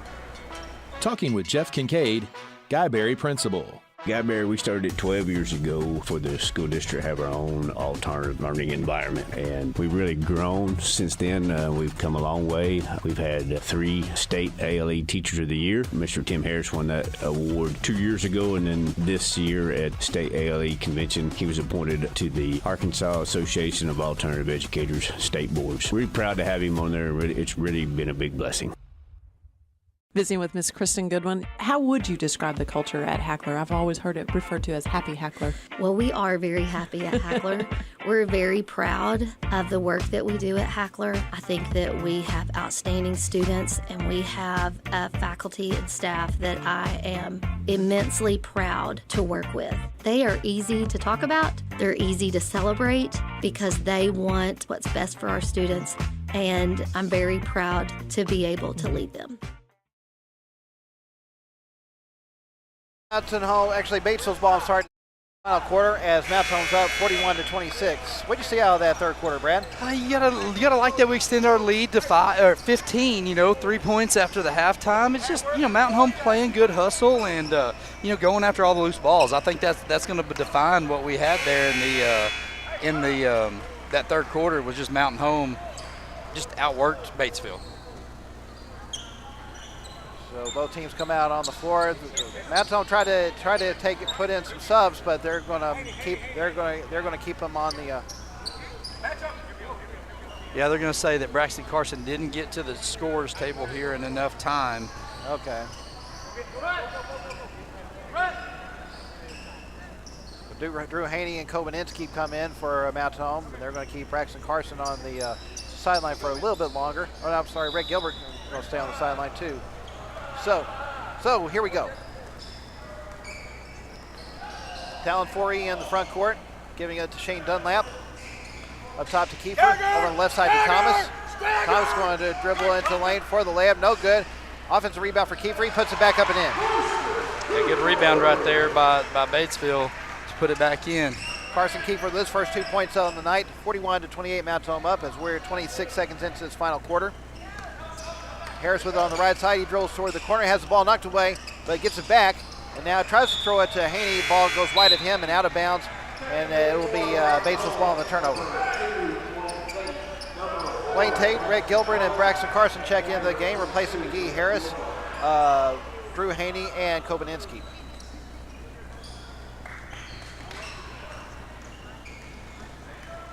Here is Talon Forey giving it to Brett Davis, who crosses the timeline. Back to Talon Forey, over to Shane Dunlap on the right side. Up top to Kiefer. Over on the right side to Talon Forey, and I believe they're going to call a foul away from the ball there. Yeah, it's going to go our way, yeah. They're going to call it, look like illegal screen right there. Braxton Davis with his second personal foul, team foul number 1 here in the fourth quarter against Batesville. Another turnover against the Pioneers as well. Here is Gilbert with it, giving it to Tate. Tate with on the left side. He's going to pull up for the three-pointer. Rolls around, will not go, and Davis gets a rebound for the Pioneers. Davis into the front court for Batesville. Dribbling into the lane. He gives it to Kiefer, who puts up the jumper. Good. Well, Carson Kiefer with 4 quick points. Back to an 11-point margin, 41-30 our score. Kind of dangerous time here for the Bombers. You got to make sure that you don't let them crawl back into this lead right here. You bet. Gilbert with it, gives it to Tate on the left side. Tate's going to dribble into the lane. Go up. He's going to go in for the layup. A little strong, no good. Offensive rebound for Dewey. He puts it back up and in. Yeah, Tate kind of went down underneath there. Everybody went outside thinking that he was going to kick it out, and he turned around and looked. Nobody was there. Got up on the glass. Dewey with a good offensive rebound. Brayton Dewey down double figures with 10. 43-30. Bombers up. 6:09 left in the game. Ball goes up top to Kiefer. Now foul's going to be called. They're going to get Blaine Tate with a reach in. That is his second personal foul. Team foul number 1 against Mountain Home here in the fourth quarter. Yeah, if you're Mountain Home, you just want to see this lead continue to stay like it is. You bet. Davis Davis on the far sideline, getting ready to inbound it. Gets it to Talon Forey. Over to Shane Dunlap on the right side. He drills up towards the top, finds Thomas cutting into the lane. His layup was blocked by Carson, and Mountain Home chases down the ball. Here is McLean with it. He's going to dribble into the paint. Gives it to Dewey, who puts up the jumper just outside the lane. No good, and Kiefer's there for the rebound. Dewey's had a little bit of off night for the Bombers. Back comes Davis. He's going to draw a little contact well before the shot. Blaine Tate with another foul. That's his third personal foul. Second team foul against Mountain Home here in the fourth. 5:38 left to play in the game. Mountain Home up 43-30. Shane Dunlap will trigger the inbound pass on the baseline. Looking to get it in. And has his pass is lobbed and knocked away by Tate. And Gilbert's there for the steal. He's back the other way. He's going to be fouled on the way up. I was kind of wondering if they're going to consider maybe an intentional foul. Wasn't sure if he was going for the ball or not. Yeah, I think he did go for the ball. Rhett kind of kept him on his hip right there, and then I think he did try to go for the ball as he went down. That's Davis's third personal foul. Team foul number 2 against Batesville here in the fourth quarter. So Rhett Gilbert at the free throw line. First shot is up, rolls around and falls in. That almost wedged. It looked like it was getting ready to wedge between the rim and the backboard. It did. So far, Gilbert a perfect 3 of 3 from the free throw line tonight. Make it 3 of 4 as he missed the second one. But offensive rebound for Dewey. He goes back up with it off the glass and in. Yeah, good job there by Dewey, just going in and using his big frame, getting that offensive rebound, taking his time, creating a little bit of space, and putting the ball in. That's got to drive a coach crazy for Batesville if you let that happen. Well, Davis goes in for the layup. His shot is blocked, but draws a little contact as well. So to the free throw line. Braden Dewey picks up his third personal foul. That's the third team foul against Mountain Home here in the fourth quarter. I'll say that he got him with the body right there. Yeah. Braxton Davis at the free throw line, where so far he is 1 of 2 with 5 points. First free throw is up and good. Connor Forey coming back in for Batesville, replacing Carson Kiefer. Yeah, like you said, a lot of 4Es, a lot of Dunlaps. There is, that's right. And Davis gets both free throws, and Mountain Home's going to take the timeout. We will break with 5:16 left to play in the game. It is Mountain Home leading Batesville 46-32. You're listening to Bomber Basketball on Classic Hits 101.7. Do you know where your money goes when you give to charity? At the Salvation Army, 82 cents of every dollar stays to help those in need in our local community. Hi, I'm Major Michelle Robbins. The money we raise helps people in the surrounding 5 counties, including Baxter, Marion, Sharp, Izard, and Fulton. You can help by donating your unwanted items and by shopping at the Salvation Army store. Those in need get assistance with rent, utilities, sending kids to camp, and many other things. When it comes to charity, the Salvation Army always helps those in our community. Well, Mountain Home taking their first time out of the night after Braxton Davis hits both free throws. I think you're just trying to make sure they're on the same page there. Yeah, I think this is an important kind of 3-minute stretch right here. The lead's at 14. Mountain Home's kind of hung around that 12 to 14. 15 point this quarter. They got it down to 11, I think, at one point in time. I think Coach Fulcher just wanted to set and say, hey, let's get some good shots. Let's continue to play defense, not give up easy ones. Let's make Batesville earn everything. Now Mountain Home will draw a little contact there. We'll see what they get. They get Raphael Thomas with his second personal foul. 13th foul against the Pioneers here in the fourth quarter. 5:09 left to play in the game. 46-32, Mountain Home with the ball and the lead. Ryder McLean will inbound it right in front of our table, actually. Gets into Tate in the backcourt. Fresh 35 here. Mountain Home needs to get a good shot out of this possession. McLean kicks it to Gilbert. Over on the right side to Tate. Down in the corner goes to Carson. Down to Dewey on the low block. He puts up the turnaround hook shot. Will not go. And Thomas gets a rebound. That's considered a great shot. Dewey just unable to finish. Ball's in the front court with Thomas. Kicks up top to Talon Forey.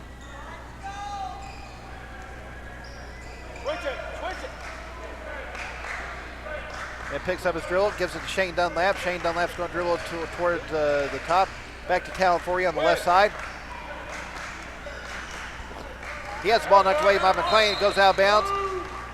They're going to say last touch by McLean, and it will be Batesville's ball with 20 left on the shot clock. Real good active hands right there by Ryder, making them come all the way back up and run that ball up about half court. 20 on the shot clock here. Talon Forey takes the inbound pass in the backcourt. Ball goes to Shane Dunlap on the right wing. Up top to Connor Forey, back to Shane Dunlap. Over to Thomas in the left corner. His three-pointer is up and in. Batesville got away with a walk at the top of the key right there, and they kicked it in the corner, and he buried the 3. Raphael Thomas with 5 on the night. 46-35, Mountain Home up. 4:05 left in the game. Ball goes to Gilbert. Back to Tate. Down into Carson in the right corner. He fakes out his defender. It goes in for the side of the perimeter for the jumper. Good. Way to nice pump fake there. Get Braxton Davis up in the air. Drive in, step in for that little 12-footer, and Braxton Carson nailed it. He has 6 on the night. Mountain Home's lead back to 13. 3:43 left to play in the game. Ball is with Shane Dunlap on the right side. Up top to Connor Forey. Over to Talon Forey on the right side. He's going to drill towards the low block, put up the jumper, bounces around, and finally falls in. Wow. Oh, my goodness. The ball was high and stayed up on that rim for a long time and kind of got a friendly roll right here. He has 6 on the night. Mountain Home's lead is 11 right now, 48-37 our score. Go ahead. You still want to stay aggressive if you're Mountain Home, but you want great shots right here. McLean's jumper no good, and Mountain Home almost had the offense rebound, but it's knocked around and controlled by Batesville. Here is Shane Dunlap back the other way. He's going into the lane for the layup. No good. Ball's knocked around, and rebound's controlled by Tate. He's quickly back the other way from Mountain Home.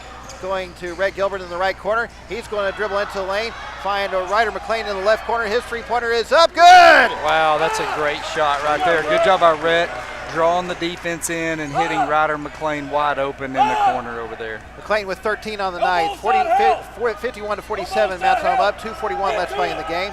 Braxton Davis will give it over on the right side to Shane Dunlap. His three-pointer to answer will not go, and the rebound's controlled by Dewey. And Dewey's going to be fouled in the backcourt.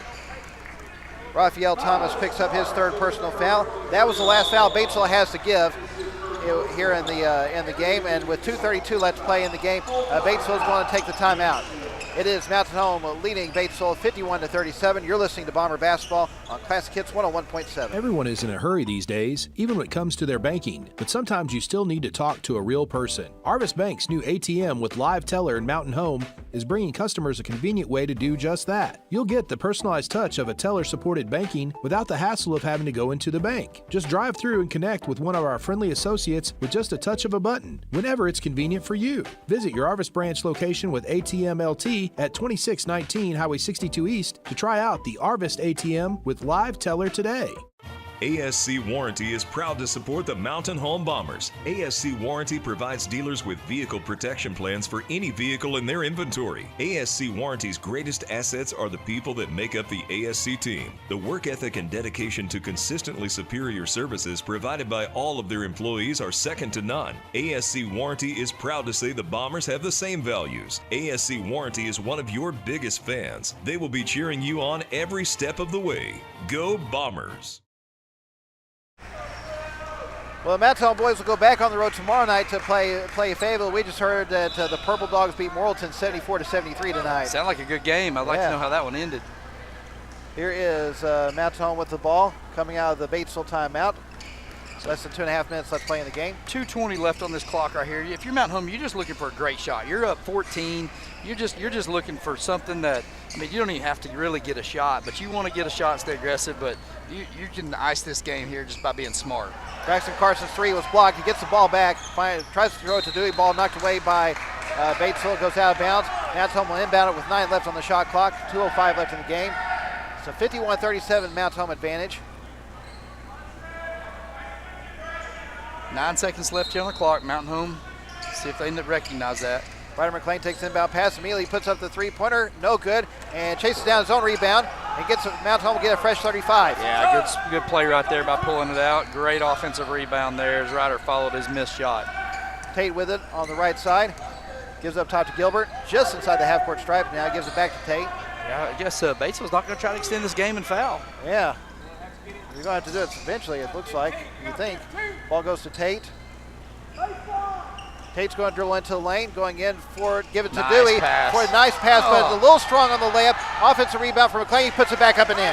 Yeah, nice pass. Tate drives down in there and gives a nice little pump fake and then hits Dewey. Dewey missed the shot, but Ryder followed it up with the offensive rebound. McLean has 15 on the night. Mountain Home's lead is 16 now, a 6-possession lead. So you got to feel pretty good about Mountain Home's position right now. Yeah, we're going to be 3-0 after this game right here, and he's going to say technical foul. Looks like we're going to call. Technical foul, yeah. 13 came down there. Wow. As he lost the ball, he just straight shoved Ryder McLean. He just straight shoved Ryder McLean. He dribbled the ball out of bounds. He was frustrated, and he just two-hand pushed Ryder.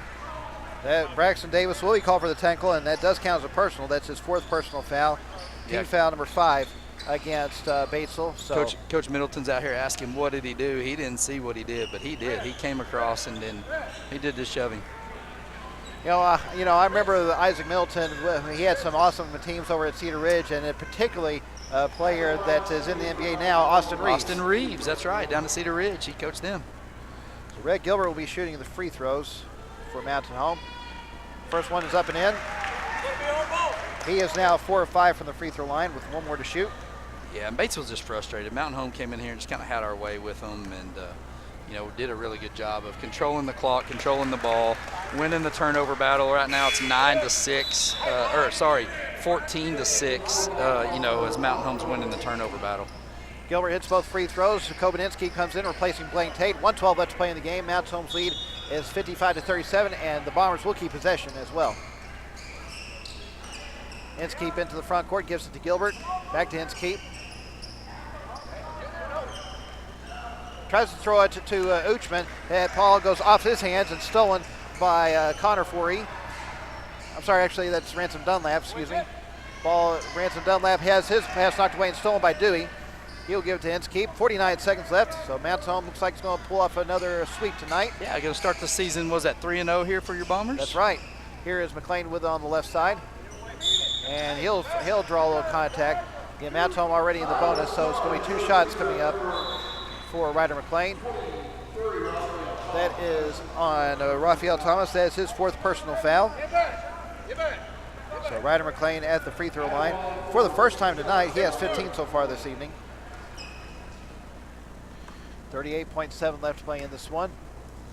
First free throw is up. No good. Hit the front of the iron, just a little short.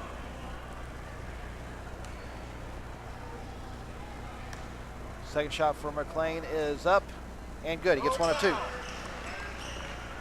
here. So it's 19-point lead for Mountain Home. 33 seconds left to play in the game. Here is Ransom Dunlap giving it to Shane Dunlap. Over to Thomas on the left side. He's going to pull up for the three-pointer. Good. He's hit a couple of them this half there. Thomas has. Yep, he has 8 on the night. Mountain Home's lead is 16, and they no shot clock now. That's off, so they can just hold for the last few seconds of the game. That's Coach Middleton's yelling back up right here, and Mountain Home's going to pull away at 16-point lead tonight. Yep. And so congratulations to the Mountain Home teams pulling off the sweep tonight over Batesville this evening. Our final score, Mountain Home defeats the Batesville in this boys matchup 56-40. We will start the Baxter Health Bone and Joint Clinic postgame show. When we come back, you're listening to Bomber Basketball on Classic Hits 101.7. How much time, man?